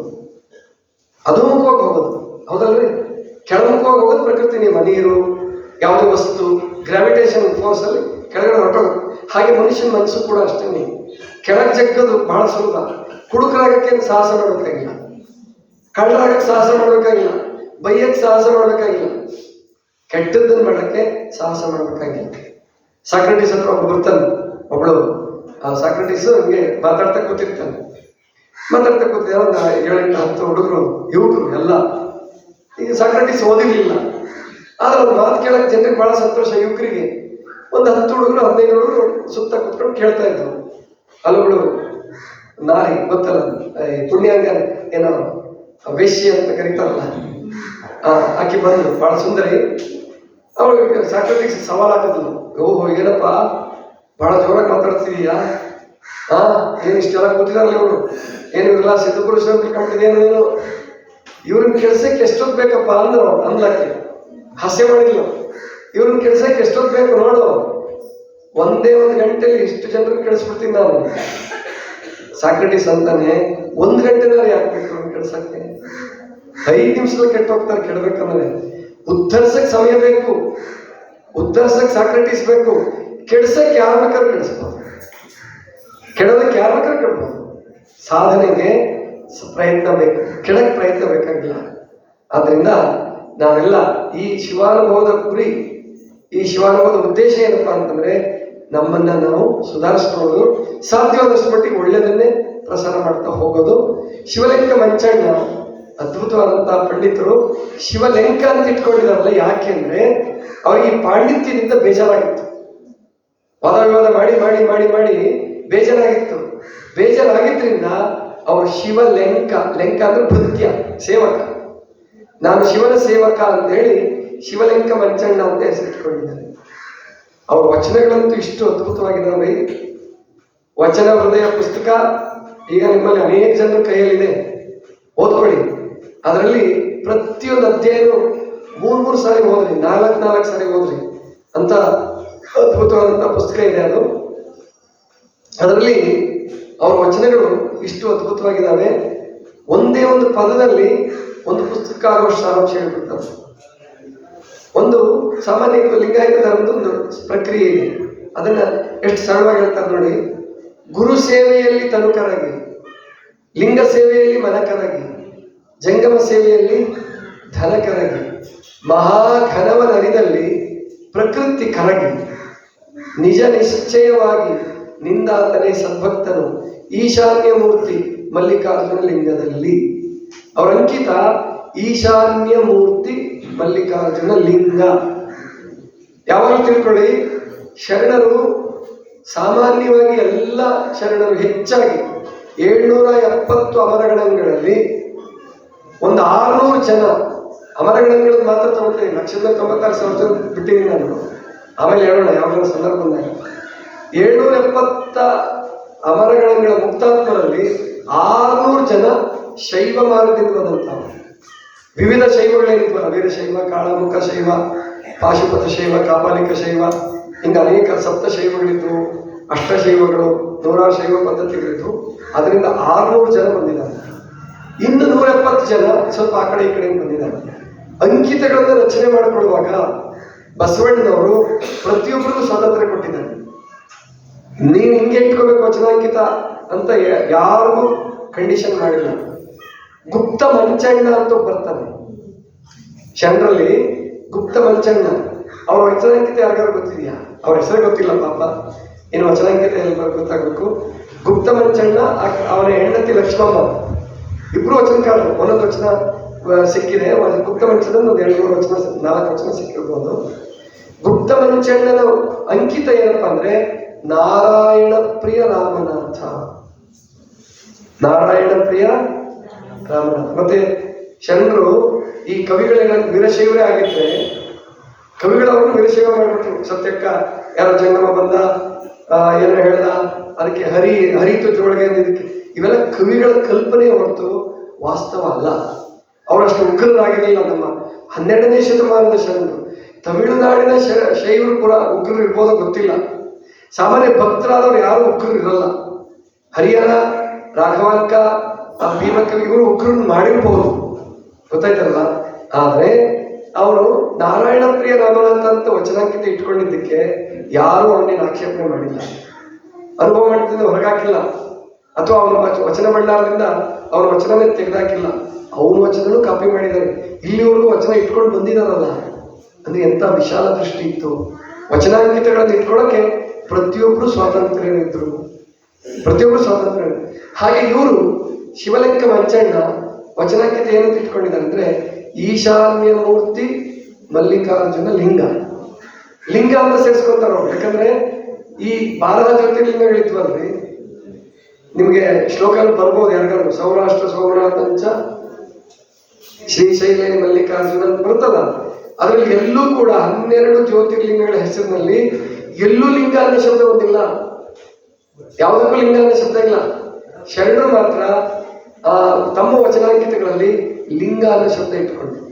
ಅದರಲ್ಲೂ ವಿಶೇಷವಾಗಿ ಸ್ಥಾವರಲಿಂಗ ಸೂಚಕ ಅಂತ ಏನೋ ಇಟ್ಕೊಂಡ್ರು ಮಲ್ಲಿಕಾರ್ಜುನ, ಬೇರೆ ಬೇರೆ ಬೇರೆ ಬೇರೆ ಇಟ್ಕೊಂಡಾಗ ಲಿಂಗ ಅನ್ನೋ ಶಬ್ದ ಇಟ್ಕೊಂಡಿದ್ದಾರೆ ಅವರು. ಯಾಕಂದ್ರೆ ಈ ಇಷ್ಟಲಿಂಗ ಸ್ವಲ್ಪ ಬೇರೆ ಡಿಫ್ರೆಂಟ್ ಅಂತ ಹೇಳೋದಕ್ಕೆ ಲಿಂಗ ಅಂತ ಬಳಸ್ಕೊಂಡಿದ್ದಾರೆ.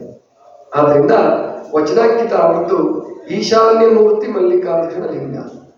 ಗುರುಲಿಂಗ ಜಂಗಮಕ್ಕೆ ತನುಮನ ಧನವನ್ನು ಸವೆಸಿ, ತನುಮನ ಧನವನ್ನು ಅರ್ಪಿಸಿ ಮುಕ್ತರಾಗುವ ಕಲ್ಪನೆಯನ್ನು ಕೊಟ್ಟವರು ಬಸವಣ್ಣವರೇ ಮೊದಲು.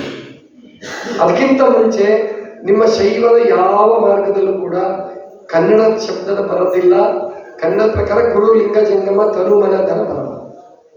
ಸಿದ್ಧಾಂತ ಶಿಖಾಮಣಿ ವಿಷಯ ಅದು ವಿದ್ವಾಂಸರಿಗಾಗಲೇ ನಿರ್ಣಯ ಮಾಡಿದ್ದಾರೆ.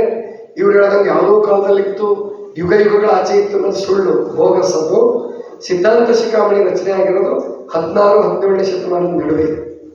ಮರಿತೋಂಟದಾರ್ಯ ಅನ್ನುವಂಥವನು ರಚನೆ ಮಾಡಿದ. ಕಥೆ ಹೇಳಿದಾನೆ ಅಗಸ್ತ್ಯ ರೇಣುಕನ್ನು ತಗೊಂಬಂದಿದ್ದಾನೆ, ಬರ್ದಿರ್ಬೋದು, ಗೊತ್ತಾಯ್ತಲ್ಲ. ಆದರೆ ಅದು ಯುಗ ಯುಗಗಳ ಹಿಂದೆ ಇದ್ದಂಥದ್ದಲ್ಲ, ಅದು ಸುಳ್ಳದು, ಗೊತ್ತಾಯ್ತಲ್ವಾ.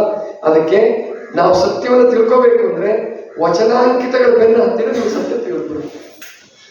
ಅದಕ್ಕೆ ವಚನಾಂಕಿತಗಳ ವೈಶಿಷ್ಟ್ಯ ಮತ್ತು ವೈವಿಧ್ಯ ಅಂತ ಹೆಸರಿಟ್ಟಿದ್ದೀನಿ. ಈ ತನುವನ ಧನವನ್ನ ಗುರುಲಿಂಗ ಜಂಗಮಕ್ಕೆ ಅರ್ಪಿಸಿ ಮುಕ್ತನಾದಿಂದ ಅಷ್ಟಕ್ಕೆ ತಿಳ್ಕೊಬೇಡಪ್ಪ. ಇದು ವಿಶೇಷ.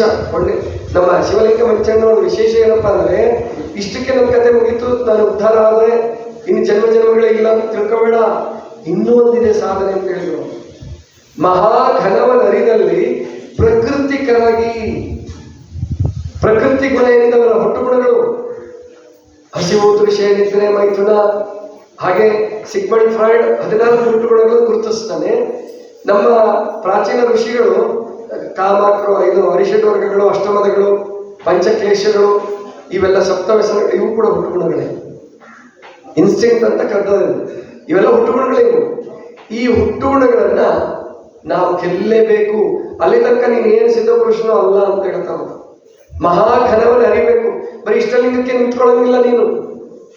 ಇಷ್ಟಲಿಂಗಕ್ಕೆ ನಿಂತ್ಕೊಂಡ್ಬಿಟ್ರೆ ನಾನು ಉದ್ಧಾರ ಆದ ಅಂತ ತಿಳ್ಕೊಬೇಡ. ಮಹಾಘನವನ್ನು ಅರಿದಲ್ಲಿ ಪ್ರಕೃತಿ ಕರಗತ್ತೆ. ಮಹಾಘನ ಅಂದ್ರೆ ಮಹಾಲಿಂಗ, ಸೃಷ್ಟಿ ಸ್ಥಿತಿಗೆ ಕಾರಣವಾದ, ಸೃಷ್ಟಿ ಸ್ಥಿತಿ ಲಯ ಮೂರಕ್ಕೂ ಕಾರಣವಾದಂತ ಅನಂತ ಕೋಟಿ ಬ್ರಹ್ಮಾಂಡಗಳನ್ನು ರಚಿಸಿ ತಾನು ಮಾತ್ರ ಭವಕ್ಕೆ ಸಿಗಲಾರದೆ ನಿತ್ಯ ಸಚ್ಚಿದಾನಂದ ನಿತ್ಯ ಪರಿಪೂರ್ಣನಾದಂತಹ ಆ ಪರಮಾತ್ಮನ ಅಂಶ ಏನಿದೆಯಲ್ಲ, ಅದೇ ಆ ಮಹಾಘನ ಚೈತನ್ಯ, ಮಹಾಲಿಂಗ ಅಂತ ಕಾರಣವಿದೆ. ಅದನ್ನ ಅರ್ಥಾಗ ಅದನ್ನು ಸಾಕ್ಷಾತ್ಕಾರ ಮಾಡಿಕೊಂಡ್ರೆ ನಿನ್ನ ಪ್ರಕೃತಿ ಗುಣಗಳು ಕರಗೋಗ್ತವೆ, ಲಿಂಗ ಗುಣಗಳಾಗ್ತವೆ. ಆಗ ನಿಜ ನಿಶ್ಚಯವಾಗಿ ನಿಂದ ಅದನ್ನೇ ಸದ್ಭಕ್ತನು. ಆವಾಗ ನೀನು ಸದ್ಭಕ್ತ ಆಗೋದು. ಈಗ ನಮ್ಮಲ್ಲಿ, ಈಗ ನಾವು ಬಸವಭಕ್ತರಲ್ಲಿ ಏನು ದೇವರಿಗೆ ಬಯಕೆ ಅಥವಾ ಇನ್ನೊಬ್ಬರಿಗೆ ಬಯಕೆ ನಾವು ವಚನಗಳನ್ನು ಬಳಸ್ಕೊಳ್ತಾ ಇದೀವಲ್ಲ, ಅದನ್ನು ಮಾಡಬಾರ್ದು, ನಾವು ಮಾಡಬಾರ್ದು. ಯಾಕಂದ್ರೆ ನಾವಿನ್ನೂ ಪ್ರಕೃತಿ ಕರಗಿಲ್ಲ, ನಮ್ಮ ಪ್ರಕೃತಿ ಕರಗಿಲ್ಲ, ಆಸೆ ಆಮಿಷ ಹೋಗಿಲ್ಲ, ಕಾಮಕ್ರೋಧಾದಿಗಳು ಹೋಗಿಲ್ಲ. ಬಸವಣ್ಣವ್ರಿಗೆ 770 ಅಮರಗಣಗಳು ಸಿದ್ಧರಾಗಿದ್ರು. ಯಡಿಯೂರು ಸಿದ್ಧಲಿಂಗೇಶ್ವರರು, ಷಣ್ಮುಖ ಶಿವಗಳು, ಸರ್ವಜ್ಞರು ಇವರೆಲ್ಲ ಸಿದ್ಧಪುರುಷರಾಗಿದ್ರು. ನಾವು ಯಾರು ಭಾಷಣಕಾರರು ಸಿದ್ಧಪುರುಷರಾಗಿಲ್ಲ. ನಮಗೆ ಬೈಯುವ ಹಕ್ಕಿಲ್ಲ. ಅವ್ರಿಗೆ ತಿದ್ದೋ ದೃಷ್ಟಿಯಿಂದ ತಾಯಿ ಮಕ್ಕಳಿಗೆ ಬುದ್ಧಿ ಹೇಳೋದಕ್ಕೆ ಬಹುದೇವತೋಪಾಸನೆ, ಆಮೇಲೆ ಮೂಢನಂಬಿಕೆ, ಕಂದಾಚಾರಗಳನ್ನು ಖಂಡಿಸಿದ್ದಾರೆ. ಆದರೆ ನಮಗೆ ನಾವು ಹೇಳ್ಬೋದು, ಚರ್ಚೆ ಮಾಡ್ಕೊಳ್ಬೋದು, ಸಂವಾದ ಮಾಡ್ಬೋದೇ ಹೊರತು ನೀನ್ ಹಿಂಗಿದೆಯಾ, ನೀನು ಉದ್ಧಾರ ಆಗು, ನಾನೇ ಉದ್ಧಾರ ಆಗಿಲ್ಲ, ನಾನೇ ಹೇಳೋದು. ಅದಕ್ಕೆ ಅದನ್ನ ನಾವು ಸರಿಯಾಗಿ ಅರ್ಥ ಮಾಡ್ಕೋಬೇಕು. ಇನ್ನೊಂದು ವಚನದಲ್ಲಿ ಎಷ್ಟು ಅದ್ಭುತವಾಗಿ ಹೇಳ್ತಾರೆ ಅಂದ್ರೆ ಈ ಗುರುವಿನ ಭೇದವನ್ನೇ ಹೇಳ್ತಾರೆ. ಗುರುಗಳಲ್ಲಿ ಬೇರೆ ಬೇರೆ ಪ್ರಕಾರವನ್ನು ಎಷ್ಟು ಚೆನ್ನಾಗಿ ಹೇಳ್ತಾರೆ ಅಂದ್ರೆ, ಅಂಗಕ್ಕೆ ಲಿಂಗವ ಕೊಟ್ಟವ ಆಚಾರ್ಯನಾದ, ಅಂಗಕ್ಕೆ ಲಿಂಗವ ಕೊಟ್ಟವ ಆಚಾರ್ಯನಾದ, ಮನಕ್ಕೆ ಅರಿವ ತೋರಿದಾತ ಮೋಕ್ಷಾಚಾರ್ಯನಾದ, ಮೋಕ್ಷ ವಿಮೋಕ್ಷವಾಗಿ ಉಭಯದ ಗೊತ್ತ ತೋರಿ ಕಾಯದ ಕರ್ಮವ ಕೆಡಿಸಿ ಜೀವನ ಭವವ ಛೇದಿಸಿ ತದ್ರೂಪವ ತೋರಿದ ಜ್ಞಾನ ಗುರು ಆತ ಪ್ರಕಾಶ ಈಶಾನ್ಯ ಮೂರ್ತಿ ಮಲ್ಲಿಕಾರ್ಜುನ ಲಿಂಗವು ತಾನೇ. ಅಂದ್ರೆ ಎಲ್ಲರೂ ಬರೀ ದೀಕ್ಷಾ ತಗೊಂಡ್ಬಿಟ್ರೆ ನಾವು ಉದ್ಧಾರ ಹೋಗ್ಬಿಟ್ವಿ ಅಂತ ಯಾರು ಭಾವಿಸ್ಕೋಬೇಡಿ. ದೀಕ್ಷೆ ಆದ್ಮೇಲೆ ನಿಜವಾಗಿ ಸಾಧನೆ ಶುರುವಾಗೋದು, ದೀಕ್ಷೆ ಆದ್ಮೇಲೆ ನಿಜವಾದ ಸಾಧನೆ ಶುರುವಾಗೋದು. ಅಂಗಕ್ಕೆ ಲಿಂಗವು ಕೊಟ್ಟವನೊಬ್ಬ ಗುರು. ಇನ್ನು ನಮಗೆ ಜ್ಞಾನ ಕೊಡ್ತಾನಲ್ಲ ಅವನು ಮೋಕ್ಷ ಗುರು ಅಂತ ಕರೆದಿದ್ದಾರೆ, ಶಿಕ್ಷಾ ಗುರು ಮೋಕ್ಷ ಗುರು. ಆದ್ರೆ ಮೋಕ್ಷ ವಿಮೋಕ್ಷವಾಗುತ್ತೆ, ಮೋಕ್ಷ ವಿಮೋಕ್ಷವಾಗುತ್ತೆ. ನೀವು ದೀಕ್ಷೆ ತೆಗೆದುಕೊಂಡಾಗ ಇದ್ದ ಸಂತೋಷ ಆಮೇಲೆ ಬರ್ತಾ ಬರ್ತಾ ಇರಲ್ಲ. ಯಾಕೆಂದ್ರೆ ಅಂಗಗುಣಗಳು ಎದ್ದುಬಿಡ್ತವೆ. ಆಗ ತಾತ್ಕಾಲಿಕವಾಗಿ ಸಾಧನೆ ಮಾಡ್ಲಿಕ್ಕೆ ಹೋದಾಗ ಅಂಗಗುಣಗಳು ಸ್ವಲ್ಪ ಒಳಗೋಗಿದ್ದಂಗೆ ಆಗಿರ್ತವೆ, ಲಿಂಗ ಗುಣಗಳು ಮೇಲೆ ಎದ್ದಿರ್ತವೆ. ಆದ್ರೆ ನಾವು ದೀಕ್ಷೆ ತಗೊಂಡು ಅಹಂಕಾರ ಬೆಳೀತಪ್ಪ ಅಂದ್ರೆ ಮೋಕ್ಷ ವಿಮೋಕ್ಷ ಆಗೋಗುತ್ತೆ. ಅದನ್ನು ಗುರುತಿಸಿದ್ದಾರೆ ನಮ್ಮ ಶಿವಲಿಂಗ ಮಂಚಣ್ಣವರು. ಅದು ಅದ್ಭುತ. ಆದ್ರಿಂದ ಅದನ್ನೂ ಗೆದ್ದು ನೀನು ಸ್ವಯಂ ಪ್ರಕಾಶವನ್ನು ಕಾಣಬೇಕು. ಅದು ನಿಜವಾದ ಲಿಂಗ ಸ್ವರೂಪ. ನಿನ್ನ ಹೃದಯದಲ್ಲಿ ಆ ಸ್ವಯಂ ಪ್ರಕಾಶವನ್ನ ಪ್ರಾಣಲಿಂಗ ರೂಪದಲ್ಲಿ ಭಾವಲಿಂಗ ರೂಪದಲ್ಲಿ ನೀನು ಅನುಭವಿಸ್ಬೇಕು ಆ ಆನಂದವನ್ನ. ಆವಾಗ ನೀನು ಉದ್ಧಾರ. ಇನ್ನೂ ಚೆನ್ನಾಗಿದೆ ವಚನಗಳು, ಅದು ಹೇಳಕ್ ಸಮಯ ಇಲ್ಲ. ಯಾಕಂದ್ರೆ 2.5 ಗಂಟೆ ಆಯ್ತು ಇವಾಗ. ನನ್ನ ಕೈಯಲ್ಲಿ ವಾಚಿದೆ, ಏನು ಚಿಂತೆ ಮಾಡಬೇಡಿ, ಗೊತ್ತಾಯ್ತಲ್ವಾ? 2.5 ಗಂಟೆ ಆಗಿದೆ. ಅದಕ್ಕೆ ಇನ್ನು ಮೇಲೆ ನಿಮಗೆಲ್ಲ ಹಸಿವು ಆಗಿದೆ. ಮತ್ತಿನ್ನ ನಮ್ಮ ಅತಿಥಿಗಳಿಗೆ, ನಮ್ಮ ದಾಸೋಹಿಗಳಿಗೆ ಒಂದು ನಾವು ಕೊನೆ ಪಕ್ಷ ಒಂದು ಸಣ್ಣ ಧನ್ಯವಾದ. ನಾವೇನು ಬಹಳ ಕೊಡೋಕ್ಕಾಗಲ್ಲ ಅವರಿಗೆ, ಅವರು ನಮ್ಮಿಂದ ನಿರೀಕ್ಷೆನೂ ಮಾಡಲ್ಲ, ಅವರೇ ಕೊಟ್ಟು ಹೋಗ್ತಾರೆ. ಅಂಥದ್ರಲ್ಲಿ ಏನು ನಮ್ಮ ಮೋಹನ್ ಲಾಲ್ ಭಂಡಾರಿ ಅವರು ಬಂದಿದ್ದಾರೆ. ಮೋಹನ್ ಲಾಲ್ ಭಂಡಾರಿ ಅವರು ಅವ್ರ ಹತ್ರ ನಾವು ಕಲಿಬೇಕು ನಿಜವಾಗಿ. ಅವರು ಸರ್ವಜ್ಞನ ಒಂದು ವಚನ ಹೇಳ್ತಾರೆ, ಯಪ್ಪ ನೀವು ಸಾವುಕಾರ ಬೇಡ ನನಗೆ ಅಂತ. ಮೊದಲು ಏನ್ ಸಾವುಕಾರ, ಶರಣ ಸಾವುಕಾರ ಅಂದ್ರೆ ನೀವು ಸಾವುಕಾರ ಮಾಡಿ, ಮತ್ತೆ ಅಲ್ರಿ 4 ಕೋಟಿ 5 ಕೋಟಿ ಆಸ್ತಿ ಮಾಡ್ರಿ, ಮತ್ತೆ ಇನ್ನೂ ಎಷ್ಟು ಮಾಡ್ಬೇಕಂತೀರಿ, ಸಾವುಕಾರ ಬೇಡ ಅಂತಿರಲ್ಲ. ನಾನು ತಮಾಷೆ ಮಾಡ್ತೀನಿ. ಯಪ್ಪ ವಿಧಿ ಆಟ ಯಾರು ತಪ್ಪಿಸ್ಕೊಳಕ್ಕಾಗಲ್ಲ ಅಂತ ಹೇಳ್ತಾರೆ. ನೋಡಿ ನಿಜವಾದ ಜ್ಞಾನಿ ಅವರು. ಅದೇ ಹೇಳ್ತಿರಲಿ ನೀವು, ವೀರಭದ್ರನ ನೆರೆ ಇರಲಿ, ಸಮುದ್ರದ ನಡುವೆ ಇರಲಿ, ವೀರಭದ್ರನ ನೆರೆ ಇರಲಿ, ಯಾರಿದ್ರು ವಿಧಿ ಆಟ ತಪ್ಪಿಸ್ಕೊಳಕ್ಕಾಗಲ್ಲ ಅಂತ ಹೇಳ್ತಾರೆ ಅವರು. ಹೊಸವರು ವಚನ ಕಲ್ತಾರೆ ಸರ್ವಜ್ಞನು, ಒಂದೇ ವಚನ ಹೇಳದವರು, ಆದ್ರೆ ಅದನ್ನ ಸಾಕ್ಷಾತ್ಕಾರ ಮಾಡ್ಕೊಂಡಿದ್ದಾರೆ. ಅಂದ್ರೆ ಕಿಂಕರ ಸ್ವಭಾವವನ್ನು ಅಳವಡಿಸ್ಕೊಂಡಿದ್ದಾರೆ, ಕಿಂಕರ ಸ್ವಭಾವವನ್ನು ಅಳವಡಿಸ್ಕೊಂಡಿದ್ದಾರೆ. ಅದು ಅವ್ರು ದೊಡ್ಡತನ. ಅದು ಅದೇ ನನಗೆ ಪೂರ್ಣ ಬರಲ್ಲ, ಆದ್ರೆ ಅವ್ರನ್ನೇ ಕೇಳಿ ಪ್ರಸಾದಕ್ಕೆ ಸಿಕ್ಕಾಗ. ಅದು ಒಟ್ಟು 2 ವಾಕ್ಯ ನಾನು ನೆನ್ಪಿಟ್ಕೊಂಡಿದ್ದೀನಿ. 3ನೇ ವಾಕ್ಯ ಇರೋದು ವೀರಭದ್ರನ ನೆರೆ ಇರಲಿ, ನಿನ್ನ ರಕ್ಷಣೆಗೆ ಸ್ವತಃ ವೀರಭದ್ರ ಇದ್ರು ವಿಧಿ ನಿನ್ನ ಕೊಲ್ಲದೆ ಬಿಡಲ್ಲಪ್ಪ ಅಂತ. ಆಮೇಲೆ ಸಮುದ್ರದ ನಡುವೆ ಇರಲಿ ನೀನು, ವಿಧಿ ನಿನ್ನ ಕೊಂದೇ ಕೊಲ್ಲದೆ. ಯಾಕೆ ಪ್ರಾಣ ಹೋಗೋದು ಹೊರಗಿನಿಂದ ಅಲ್ಲ, ಒಳಗಿನಿಂದ. ಹಾರ್ಟ್ ಅಟ್ಯಾಕ್ ಆದ್ರೆ ಯಾರು, ಹಾರ್ಟ್ ಅಟ್ಯಾಕ್ ಆದ್ರೆ ನಿಮ್ಮ ಲಿವರ್ ಫೇಲ್ಯೂರ್ ಆದರೆ, ಕಿಡ್ನಿ ಫೇಲ್ಯೂರ್ ಆದ್ರೆ ಯಾವ ವೀರಭದ್ರ ರಕ್ಷಣೆ ಮಾಡೋಕ್ಕಾಗುತ್ತೆ? ಯಾವ ಸೇನಾಧಿಪತಿ ರಕ್ಷಣೆ ಮಾಡೋಕ್ಕಾಗುತ್ತೆ? ಅದಕ್ಕೆ ನಾವು ತಿಳ್ಕೋಬೇಕು. ಆಮೇಲೆ ನಮ್ಮ ಶಶಿಧರ್ ತೋಡ್ಕರ್ ಅವರು ಬಂದಿದ್ದಾರೆ. ಅವರು ಬಹಳ ನಮಗೆ ತುಂಬಾ ದಿವಸದಿಂದ ಪರಿಚಯ. ಕರೆಸ್ಬೇಕು ಅವ್ರು ಬರ್ಬೇಕು ಬರೀ ಇಂಥದ್ದೇ ಆಗಿದೆ. ಅವ್ರು ಇವತ್ತು ಬಂದಿದ್ದಾರೆ, ನಾವು ಈ ಕಾರ್ಯಕ್ರಮ ಕರೆದಿದ್ದೀವಿ. ಇನ್ನು ಮೇಲೆ ಅವ್ರು ಬರ್ತಾ ಇರಲಿ ಅಂತ ತಿಳ್ಕೊಂಡ್ರೆ. ತುಂಬಾ ಚೆನ್ನಾಗಿ ಮಾತನಾಡಿದವರು. ಉತ್ತರ ಕರ್ನಾಟಕದವ್ರು ಅಲ್ವೇನೋ ಅಷ್ಟು ಚೆನ್ನಾಗಿ ಅವ್ರ ಕನ್ನಡ ಭಾಷೆ ಚೆನ್ನಾಗಿದೆ. ಬಹಳ ಸಂತೋಷ. ಅವ್ರಿಗೆ ಒಳ್ಳೇದಾಗ್ಲಿ. ಇನ್ನು ನಿತ್ಯಾನಂದರು ಅವ್ರ ಬಗ್ಗೆ ಏನು ಹೇಳೋದು ಬೇಡ, ಈಗಾಗಲೇ ಗೊತ್ತಾಗ್ಬಿಟ್ಟಿದೆ. ಅವ್ರ ಸ್ವಭಾವ, ಅವ್ರ ಆಕಾರ, ಅವ್ರ ಜೀವನ ನಿಮಗೆಲ್ಲ ಗೊತ್ತಾಗಿದೆ, ಪರಿಚಯ ಮಾಡ್ಕೊಂಡಿದ್ದಾರೆ. ಆದರೆ ಅವರಲ್ಲಿ ಒಬ್ಬ ಭಕ್ತನೂ ಅಡಗಿಕೊಂಡಿದ್ದಾನೆ. ಒಬ್ಬ ತಂದೆ, ಒಬ್ಬ ಭಕ್ತ, ಎಲ್ಲವೂ ಅವರಲ್ಲಿ ಅಡಗಿಕೊಂಡಿದ್ದಾನೆ. ಅಂಥ ಒಂದು ಒಳ್ಳೆ ಭಕ್ತಿಯಿಂದ ತುಂಬಾ ಸಂತೋಷ ಪಟ್ಟರು. ನಾನು ಮೊದಲು ಬಿಜಾಪುರದಲ್ಲಿ ನೋಡಿದವರು, ನೋಡಿದ ಕೂಡಲೇ ಅಪ್ಕೊಂಡೇ ಬಿಟ್ರು ಅವರು. ಅವ್ರು ಹೇಳಿದ್ರು, ಅಯ್ಯೋ ನೀವು ಗುರುಗಳ ಜೊತೆ ನಾವು ಹಿಂಗೆ ನಡ್ಕೋಬೇಕು ಏನೋ ಗೊತ್ತಿಲ್ಲ ನನಗೆ, ತಪ್ಪಿದ್ರೆ ಕ್ಷಮಿಸಿ. ಏನೂ ಇಲ್ಲ, ತಪ್ಪಿಲ್ಲ, ಸುಮ್ಮನೆ ಅಂತ ಹೇಳಿದ್ರೆ. ಅದಕ್ಕೆ ಅಷ್ಟು ಅವರಲ್ಲಿ ಆ ಒಂದು ಆತ್ಮೀಯತೆ, ಆ ಭಾವ ಇದೆ. ಅವರಿಗೆ ದೇವರು ಒಳ್ಳೇದು ಮಾಡಲಿ. ಅಂತ ತಿಳ್ಕೊಂಡು ಹೇಳ್ತಾ, ಮತ್ತೆ ಇನ್ನು ಸನ್ಮಾನಿತರು ದಾಸೋಹಿಗಳು ನಮ್ಮ ವಿಶ್ವನಾಥ್ರವರು ಬಹಳ ದಿವಸದ ಪರಿಚಯ. ಅವ್ರ ಮನೆಗೆಲ್ಲ ಪೂಜೆ ಗೀಜೆ ಎಲ್ಲ ಮಾಡಿಸಿ ಇಟ್ಕೊಂಡು ಪೂಜೆ ಮಾಡಿಸಿ ದಾಸೋಹ ಮಾಡ್ತಾನೆ ಇರ್ತಾರೆ. ಈಗ ನಿಸರ್ಗ ಜ್ಞಾನ ಮೂಲಕ ಅವ್ರು ಇಡೀ ಕರ್ನಾಟಕಕ್ಕೆ ಪರಿಚಯ ಆಗ್ತಾರೆ. ಇಡೀ ಕರ್ನಾಟಕಕ್ಕೆ ಪರಿಚಯ ಆಗ್ತಾರೆ. ವಿಶ್ವನಾಥ್ ಗುತ್ತಿಗೆದಾರರು ದಾವಣಗೆರೆ BO ವಿಶ್ವನಾಥ್, ಗೊತ್ತಾಯ್ತಲ್ಲ. ಅದಕ್ಕೆ ಅವ್ರಿಗೆ ದೇವರೊಳ್ಳೆ ಮಾಡಲಿ, ಅವರಿಗೆ ಭಕ್ತಿ ಶಕ್ತಿಯನ್ನು ದೇವರು ಕೊಟ್ಟು ಇನ್ನೂ ಅವರಿಂದ ಹೆಚ್ಚು ಹೆಚ್ಚು ಸೇವೆಯನ್ನು ಮಾಡಿಸ್ಕೊಳ್ಳಿ ಅಂತ ಹಾರೈಸ್ತಾ, ಜೊತೆಗೆ ಇವತ್ತು ಇನ್ನೊಂದು ವಿಶೇಷವಾದ ಕಾರ್ಯಕ್ರಮ ಏನಪ್ಪಾ ಅಂದ್ರೆ ರಕ್ತದಾನ. 109ನೇ ಬಾರಿ ನಾನು ರಕ್ತದಾನ ಮಾಡಿದೆ. ರಕ್ತದಾನ ಮಾಡಿದ ಮೇಲೆ ಅವ್ರು ಕೊಟ್ಟಿದ್ದು ಒಂದು ಜ್ಯೂಸ್ ಬಿಟ್ರೆ, ಒಂದು ಬಾಟ್ಲಿ ಜ್ಯೂಸ್ ಸಣ್ಣದು ಇರ್ತದಲ್ಲ, ನೀವು ಫ್ರೂಟಿ ಅದು ಇದು ಅಂತೀರ, ದೊಡ್ಡದಲ್ಲ, ಕೋಕೋ ಕೋಲಾ ಪೆಪ್ಸಿ ಎಲ್ಲ ಜ್ಯೂಸ್ ಕೊಟ್ಟಿದ್ರು, ಅದು ಕುಡ್ದಿದ್ ಬಿಟ್ರೆ ಇಲ್ಲಿವರೆಗೂ ಏನು ತಗೊಂಡಿಲ್ಲ. ರಕ್ತದಾನ ಮಾಡಿದೀನಿ ಅನ್ನೋದೇ ನನಗೆ ನೆನಪಿಲ್ಲ, ಗೊತ್ತಾಯ್ತಲ್ಲ. ಅವ್ರು ಪ್ಲಾಸ್ಟರ್ ಹಾಕಿದ್ದ, ಅದು ಒಂದು ಬ್ಯಾಂಡೇಡ್ ಹಾಕಿರ್ತಾರೆ, ಅದು ಉಳ್ಕೊಂಡಿದೆ ಅಷ್ಟೇ. ಅದರಿಂದ ನಾನು ರಕ್ತದಾನ ಮಾಡಿದೀನಿ ಅಂತ ನಾನು ತಿಳ್ಕೊಬೇಕು ಹೊರತು ಇಲ್ಲ ನನಗೆ ಒಂಚೂರು ಆಯಾಸ ಇಲ್ಲ, ಏನಿಲ್ಲ. ಮತ್ತು 109 ಸಾರಿ ಶರೀರ ಗೊತ್ತಾಗ್ಬಿಟ್ಟಿದೆ, ಇನ್ನೇನು ಮಾಡೋಕ್ಕಾಗಲ್ಲ, ರಕ್ತ ತಯಾರು ಮಾಡಬೇಕು ಅಷ್ಟೇ. ನನ್ನ ಶರೀರ ಗೊತ್ತಾಗ್ಬಿಟ್ಟಿದೆ, ಇವನು ಕೊಟ್ಟಾಗೆಲ್ಲ ನಾನು ರಕ್ತ ತಯಾರು ಮಾಡಬೇಕು. ಹಂಗೆ ಮಾಡ್ತಾ ಇದ್ದೀನಿ, ಹೊರಗಡೆ ರಕ್ತದಾನ ಮಾಡ್ತಾ ಇದ್ದೀನಿ. ನೀವು ಮಾಡಿ. ಯಾರ್ಯಾರು ಅಕಸ್ಮಾತ್ ಯುವಕರಿದ್ರೆ, ಶಕ್ತಿವಂತರಿದ್ರೆ, ಕೆಲವರು ಹೆದರ್ಕೊಂತಿರ್ತಾರೆ, ಅಯ್ಯೋ ರಕ್ತ ಕೊಟ್ಟರೆ ನಾನು ತಲೆ ಸುತ್ತ ಬಂದ್ಬಿಡುತ್ತೇನೆ, ಅದು ಮನಸ್ಸಿಂದ ಅದಷ್ಟೇ, ಏನೂ ಆಗಲ್ಲ. ಮತ್ತೆ ಕೆಲವರು ಕೇಳ್ಬೋದು, ಇನ್ವಿಟೇಷನ್ ನೋಡ್ಬಿಟ್ಟು ಸನ್ಮಾನ್ಯ ಪ್ರಧಾನಮಂತ್ರಿಗಳು ಅಂತ ಬರ್ದಿದ್ದೀರಲ್ಲ, ಮತ್ತು ಕಾಂಗ್ರೆಸ್ನವ್ರಿಗೆ ಬೇಜಾರಾಗಲ್ವಾ, JDSನವ್ರಿಗೆ ಬೇಜಾರಾಗಲ್ಲ, JDSನವ್ರಿಗೆ ಬೇಜಾರಾಗಲ್ಲ. ಈಗ ಅವ್ರ ಜೊತೆ ಅವ್ರ ಉಪನದಿ ಆಗೋಗ್ಬಿಟ್ಟಿದಾರಲ್ಲ, ಕುಡ್ಕೊಂಡ್ಬಿಟ್ಟಿದಾರ, ಗೊತ್ತಾಯ್ತಲ್ಲ. ಅಂದ್ರೆ ನೋಡ್ರಿ, ಇಲ್ಲಿ ಮೋದಿಯವ್ರನ್ನ ಯಾವುದೇ ಪಕ್ಷಕ್ಕೆ ಕಟ್ಟಬಾರ್ದು, ಗೊತ್ತಾಯ್ತಲ್ವಾ. ಸ್ವಾತಂತ್ರ್ಯ ಬಂದಾಗಲಿಂದ ಇದುವರೆಗೂ ಅಷ್ಟೇ ಅಲ್ಲ ನಾನು ಹೇಳೋದು.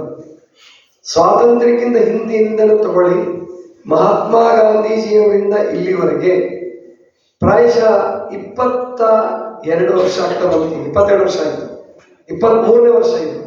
ಅಂದ್ರೆ ಗುಜರಾತ್ ಮುಖ್ಯಮಂತ್ರಿಯಾಗಿ 12 ವರ್ಷ ಮತ್ತು ಈಗ ಪ್ರಧಾನಮಂತ್ರಿಯಾಗಿ 11ನೇ ವರ್ಷ. ಇದು 11ನೇ ವರ್ಷ ಮುಗಿತಾ ಬಂತು, ಅಥವಾ 11 ವರ್ಷ ಮುಗಿತಾ ಮುಗಿದೋಯ್ತು, ಮೇಗೆ ಮುಗಿದೋಯ್ತು. ಇದು 12ನೇ ವರ್ಷ. 24 ವರ್ಷಗಳಲ್ಲಿ ನನಗೆ ಜ್ವರ ಬಂದಿದೆ, ನಾನು ರಜಾ ಹಾಕಿದ್ದೀನಿ. ನಾನು ಟ್ರಿಪ್ ಹೋಗ್ಬೇಕು, ರಜಾ ಹಾಕಿದ್ದೀನಿ. ರೆಸ್ಟ್ ತಗೋಬೇಕು, ರಜಾ ಹಾಕಿದ್ದೀನಿ. ಹೆಂಡತಿ ಮಕ್ಕಳು ಮಾತಾಡ್ಸಕ್ ಹೋಗ್ಬೇಕು, ಇಲ್ವೇ ನಾವು, ಗೊತ್ತಾಯ್ತಲ್ಲ. ರಜಾ ಹಾಕಿದ್ದೀನಿ ಅಂತ ಹೇಳಿ ಒಂದ್ ದಿವಸನೂ ರಜೆ ತಗೊಂಡಿಲ್ಲ ನಿಮ್ಮ ಮೋದಿ, ಗೊತ್ತಾಯ್ತಾ. ಮತ್ತೆ ಇವ್ರು ಮಹಾತ್ಮರಲ್ವಾ, ಮಹಾತ್ಮರನ್ಬೇಕ ಬೇಡವಾ. ಅದಕ್ಕೆ ಅಂದ್ರೆ ದೇಶಕ್ಕಾಗಿ ತನ್ನ ಸರ್ವಸ್ವವನ್ನೂ ಸಮರ್ಪಣೆ ಮಾಡಿರುವಂತಹ ಮೋದಿಗಿಂತ ವಿಶೇಷ ಅಂದ್ರೆ ಅವರ ಹೆಂಡತಿ ಯಶೋಧಬೆನ್ ಇದ್ದಾರಲ್ಲ ಅವರು, ಮತ್ತು ಅವ್ರ ತಾಯಿ ಹೀರಾಬೆನ್, ಇವರು ದೇವರೇ ಕಳಿಸಿಕೊಟ್ಟಂತ ಅವ್ರ 2 ಚೇತನಗಳು. ಮೋದಿ ಸಂರಕ್ಷಣೆ ಮಾಡೋಕ್ಕೋಸ್ಕರನೇ, ಮೋದಿಗೆ ಜನ್ಮ ಕೊಡೋಕ್ಕೋಸ್ಕರನೇ, ಮೋದಿಗೆ ಸುಮ್ಮನೆ ಸಂಸಾರ ನಾಟಕ ಆಡಬೇಕಾಗಿತ್ತು ವಿಧಿಗೆ. ಮತ್ತೆ ಆಕೆ ಮತ್ತೆ ಮದುವೆ ಆಗ್ಬೋದಾಗಿತ್ತಲ್ರಿ, ಟೀಚರ್ ಅಲ್ಲ. ಹೋಗಿ ಬಿಡಿ, ಪ್ರಧಾನಮಂತ್ರಿ ಆದ್ಮೇಲೂ ನಾನು ಹೋಗ್ತೀನಿ ಪ್ರಮಾಣ ವಚನಕ್ಕೆ, ಸೇರಿಸ್ಲಿಲ್ಲ ಅಂದ್ರೆ ಕಾಂಗ್ರೆಸ್ ಜೊತೆ ಸೇರ್ಕೊಂಡು ನಾನು ಚುನಾವಣೆ ನಿಲ್ತೀನಿ ಅನ್ಬೋದಾಗಿತ್ತಲ್ಲ. ಪ್ರಯತ್ನ ಮಾಡಿರೋರು. ಆಗ ತಾಯಿ ಒಂದೇ ಒಂದು ಮಾತಾಡಲಿಲ್ಲ, ಒಂದೇ ಮಾತಾಡಲಿಲ್ಲ. ಇದುವರೆಗೂ ಮೋದಿಗೆ ಎಂದೂ ಕೆಟ್ಟದ್ದು ಬಯಸಿಲ್ಲ. ಮೋದಿ ಪ್ರಧಾನಮಂತ್ರಿ ಆದ್ಮೇಲೆ ಮೋದಿ ಒಳ್ಳೇದಾಗ್ಲಿ ಅಂತ ತಿಳ್ಕೊಂಡು ಅಂಜನಾದ್ರಿ ಬೆಟ್ಟಕ್ಕೆ ಬಂದು, ಮೋದಿಗೆ ಹನುಮಂತ ಅಂದ್ರೆ ಇಷ್ಟ, ಅದಕ್ಕೆ ಅಂಜನಾದ್ರಿ ಬೆಟ್ಟಕ್ಕೆ ಹೋಗಿ ನಾನು ಪೂಜೆ ಮಾಡಿಸ್ಕೊಂಡು ಬರ್ತೀನಿ ಅಂತ ಅನ್ನುವ ಹೆಂಡತಿ ಇಡೀ ವಿಶ್ವದಲ್ಲಿ ಯಾವ ಹೆಂಡತಿನೂ ಇಲ್ವೇನೋ, ಇಷ್ಟು ಬರೀ ಭಾರತದಲ್ಲ. ಆಮೇಲೆ ಇಂಥ ಹೆಂಡತಿಯರು ಸಿಕ್ಕರೆ ಭಾರತದಲ್ಲೇ ಸಿಗ್ಬೇಕು ಬಿಡಿ, ಅಮೆರಿಕಾದಲ್ಲಿ ಇಂಗ್ಲೆಂಡಲ್ಲಿ ಸಿಗಲ್ಲ, ಗೊತ್ತಾಯ್ತಲ್ಲ. ಅದಕ್ಕೆ ಇಂಥ ಮಹಾನ್ ಚೇತನೆಗಳಿಗೆ ನಾವು ಶುಭ ಹಾರೈಸೋದು, ನಮ್ಮ ರಕ್ತದ ಮೂಲಕ, ರಕ್ತ ಕೊಡೋದ್ರ ಮೂಲಕ ಅವ್ರಿಗೆ ಶುಭ ಹಾರೈಸೋದು. ಅವ್ರಿಗೆ ಒಳ್ಳೆ ಜನ್ಮ ಬರಲಿ, ಅವ್ರಿಗೆ ಒಳ್ಳೇದಾಗಿರ್ಲಿ. ಅವ್ರಿಗೆ ಶಕ್ತಿ ಬಂದ್ರೆ ನಮಗೆ ಲಾಭ ಅಲ್ಲ, ದೇಶಕ್ಕೆ ಲಾಭ ಅಲ್ವಾ. ಆದ್ರಿಂದ ಮೋದಿಯವರ ಹೆಸರಿನಲ್ಲಿ ಜನ್ಮದಿನಕ್ಕೆ ಶುಭ ಕೋರಕ್ಕೋಸ್ಕರ 17ಕ್ಕೆ ಮಾಡ್ತಿದ್ವಿ, ಇಷ್ಟು ವರ್ಷ 17ಕ್ಕೆ ಮಾಡ್ಕೊಂಡು ಬಂದ್ವಿ. ಈ ಸಾರಿ ಸಮೀಪನೇ ಇತ್ತು, ಮತ್ತೆ 2 ಕಾರ್ಯಕ್ರಮ ಮಾಡೋದು ಬೇಡ. ಅಮಾವಾಸ್ಯೆ ಅವರ 2ನೇ ತಾರೀಕುವರೆಗೂ ಅವರು ಪ್ರೋಗ್ರಾಮ್ ಮಾಡ್ತಿದ್ದಾರೆ. ಸೇವಾ ಹಿ ಏನು ಸ್ವಚ್ಛತಾ ಹಿ ಸೇವಾ, ಸ್ವಚ್ಛತಾ ಹಿ ಭಗವಾನ್ ಅಂತ ಹೇಳಿ ಅವ್ರು ಮಾಡ್ತಾ ಇದ್ದಾರೆ. ಅದಕ್ಕೆ ನಮ್ಮದು ಒಂದು ಸಣ್ಣ ಪ್ರಯತ್ನ ಮಾಡೋಣ ಅಂತ ಹೇಳಿ ರಕ್ತದಾನ ಶಿಬಿರ ಇಟ್ಕೊಂಡ್ವಿ. ಎಷ್ಟು ಜನ ಕೊಟ್ಟಿರೋರು ಗೊತ್ತಿಲ್ಲ. ಕೊನೆ ಪಕ್ಷ ಒಂದು 10-11 ಬಾಟ್ಲಿ ಆದರೂ ನಮಗೆ ಸಂತೋಷನೇ. ಅಷ್ಟಂತೂ ಆಗಿದೆ ಅಂತ ಅನ್ಕೊಂತೀನಿ. ಒಂದು 15-20 ಬಾಟ್ಲಿ ಆದರೆ ಬಹಳ ಸಂತೋಷ. ನಮ್ಮ ಉಮೇಶ್ ಹಳ್ಳಿಕೇರಿ ಅವರು ಎಷ್ಟೇ ಬಾಟ್ಲಿ ಬಂದರೆ ಇಲ್ಲಿ ಬಂದು ಒಂದ್ಸಾರಿ 4 ಬಾಟ್ಲಿ ತೊಗೊಂಡು ಹೋಗಿದ್ದಾರೆ ಅಷ್ಟೇ. 4 ಬಾಟ್ಲಿಗೂ ಅಷ್ಟು ದೊಡ್ಡ ಸಿಬ್ಬಂದಿ ಕರ್ಕೊಂಡ್ ಬಂದಿದ್ದಾರೆ ಅವರು. ಒಂದ್ಸರಿ 90 ಬಾಟ್ಲಿಗೂ ಕೊಟ್ಟಿದ್ದೀವಿ. ಆಮೇಲೆ ಬೇರೆ ಕಡೆ ಕರೆಸಿ 500 ಬಾಟ್ಲಿ ಗಟ್ಲೆನೂ ಕೊಡಿಸಿದ್ದೀನಿ.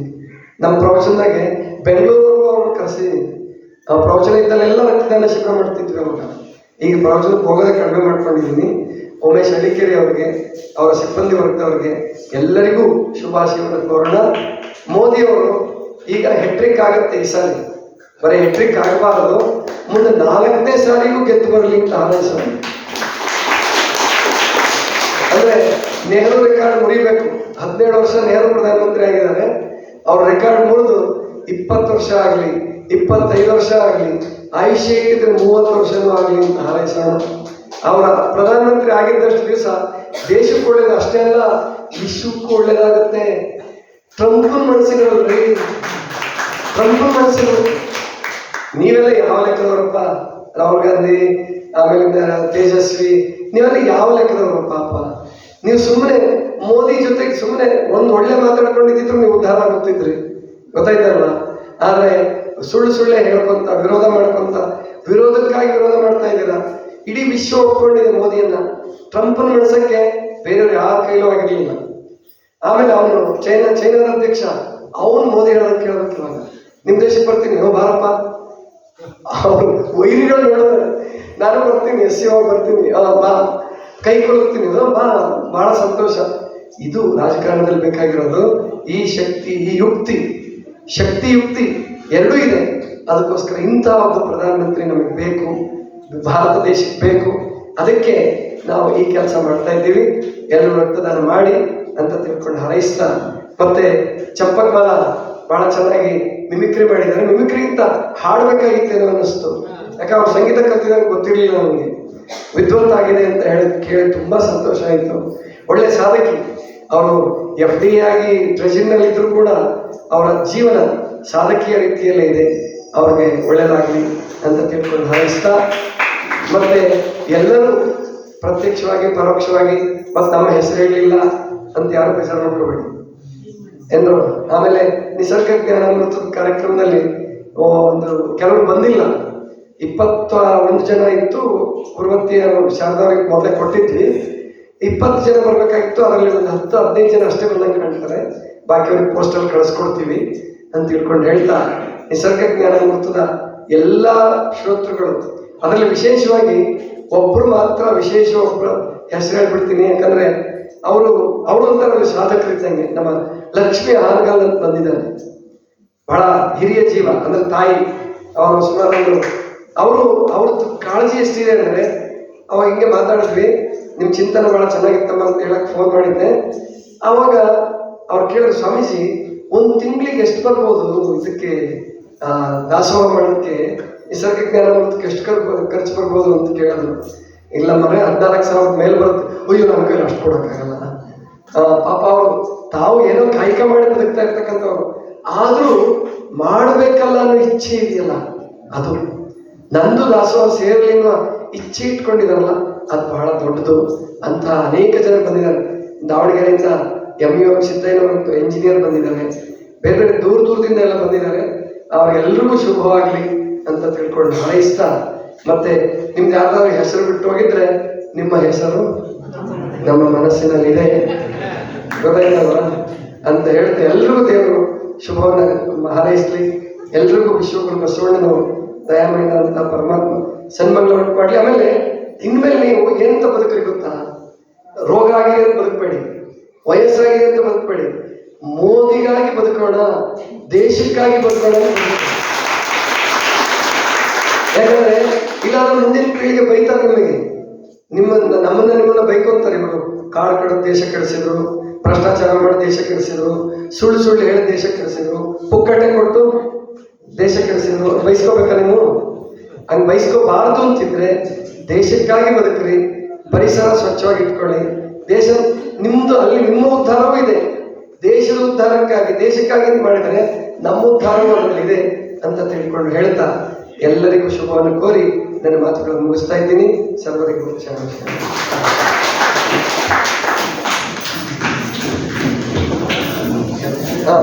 ಒಬ್ಬರು ಸನ್ಮಾನಿತರು ನಮ್ಮ ಕುಣಿಕೆಕೊಪ್ಪ ಪಾದಯಾತ್ರಿಗಳ ಪರವಾಗಿ ನಮ್ಮ ಕುಣಿಕೆಕೊಪ್ಪ ಅವರಿಗೆ ಒಂದು ಆಶೀರ್ವಾದ ಕೊಟ್ಬಿಡಿ.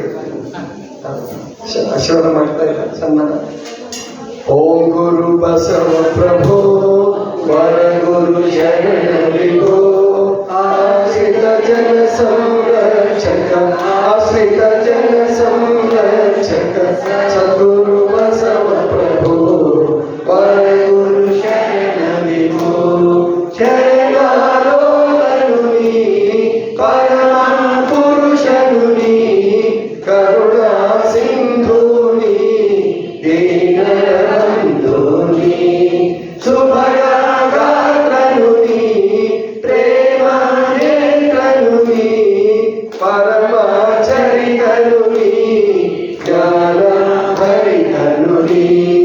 ಓಂ ಗುರು ಬಸವ ಪ್ರಭು ವರ ಗುರು ಶರಣ ವಿಭೋ ಆಶ್ರಿತ ಜನ ಸಂರಕ್ಷಕ ಆಶ್ರಿತ ಜನ ಸಂರಕ್ಷಕ ಸದ್ಗುರು ಬಸವ ಪ್ರಭು ವರ ಗುರು ಶರಣ ವಿಭೋ ಭವ ಭಯ ತಾರಕನೇ ನವ ಪಥದಾಯಕನೇ ಹರಗಣ ತಾರೆಗಳ ನಡುವಿನ ಚಂದಿರನೇ ಮಾತಾ ಪಿತನು ನೀ ಬಂಧು ಬಳಗವು ನೀ ಭಕ್ತ ಜನ ಮನೋರಾಜಿತ ಭಕ್ತ ಜನ ಮನೋರಾಜಿತ ಮಂತ್ರ ಪುರುಷನು ನೀ. ಓಂ ಗುರು ಬಸವ ಪ್ರಭು ವರ ಗುರು ಶರಣ ವಿಭೋ ಆಶ್ರಿತ ಜನ ಸಂರಕ್ಷಕ ಆಶ್ರಿತ ಜನ ಸಂರಕ್ಷಕ ಸದ್ಗುರು ಬಸವ ಪ್ರಭು ವರ ಗುರು ಶರಣ ವಿಭೋ ಮೋಹರಹಿತನು ನೀ ಮಮತಾ ಸಹಿತನು ನೀ ಮಾಯಾ ದೂರಕನಿ ಮುಕುತಿಯ ನಾಯಕನಿ ಮನುಕುಲ ಜ್ಯೋತಿಯು ನೀ ಕ್ರಾಂತಿಯ ವೀರನು ನೀ ಶಾಂತಿಯ ಹೊನಲನ್ನು ಹರಿಸಲು ಬಂದ ಶಾಂತಿಯ ಹೊನಲನ್ನು ಹರಿಸಲು ಬಂದ ಸಚಿದಾನಂದನು ನೀ. ಓಂ ಗುರು ಬಸವ ಪ್ರಭು ವರ ಗುರು ಶರಣ ವಿಭೋ ಆಶ್ರಿತ ಜನ ಸಂರಕ್ಷಕ ಆಶ್ರಿತ ಜನ ಸಂರಕ್ಷಕ ಸದ್ಗುರು ಬಸವ ಪ್ರಭು ವರ ಗುರು ಶರಣ ವಿಭೋ ಸದ್ಗುರು ಬಸವ ಪ್ರಭು ವರ ಗುರು ಶರಣ ವಿಭೋ ಸದ್ಗುರು ಬಸವ ಪ್ರಭು ವರ ಗುರು ಶರಣ ವಿಭೋ. ಜಯ ಬಸವರಾಜ ಭಕ್ತ ಜನ ಸುರಭುಜ ಜಯತು ಮಹಾಕಾರುಣಿಕ ಪರಶಿವನ ನಿಜ ತೇಜ ಜಯತು ಕರುಣಾ ಸಿಂಧು ಭಜಕ ಜನ ಬಂಧು ಜಯ ಇಷ್ಟದಾಯಕ ರಕ್ಷಿಸೋ ಶ್ರೀ ಗುರು ಬಸವ ರಕ್ಷಿಸೋ ಶ್ರೀ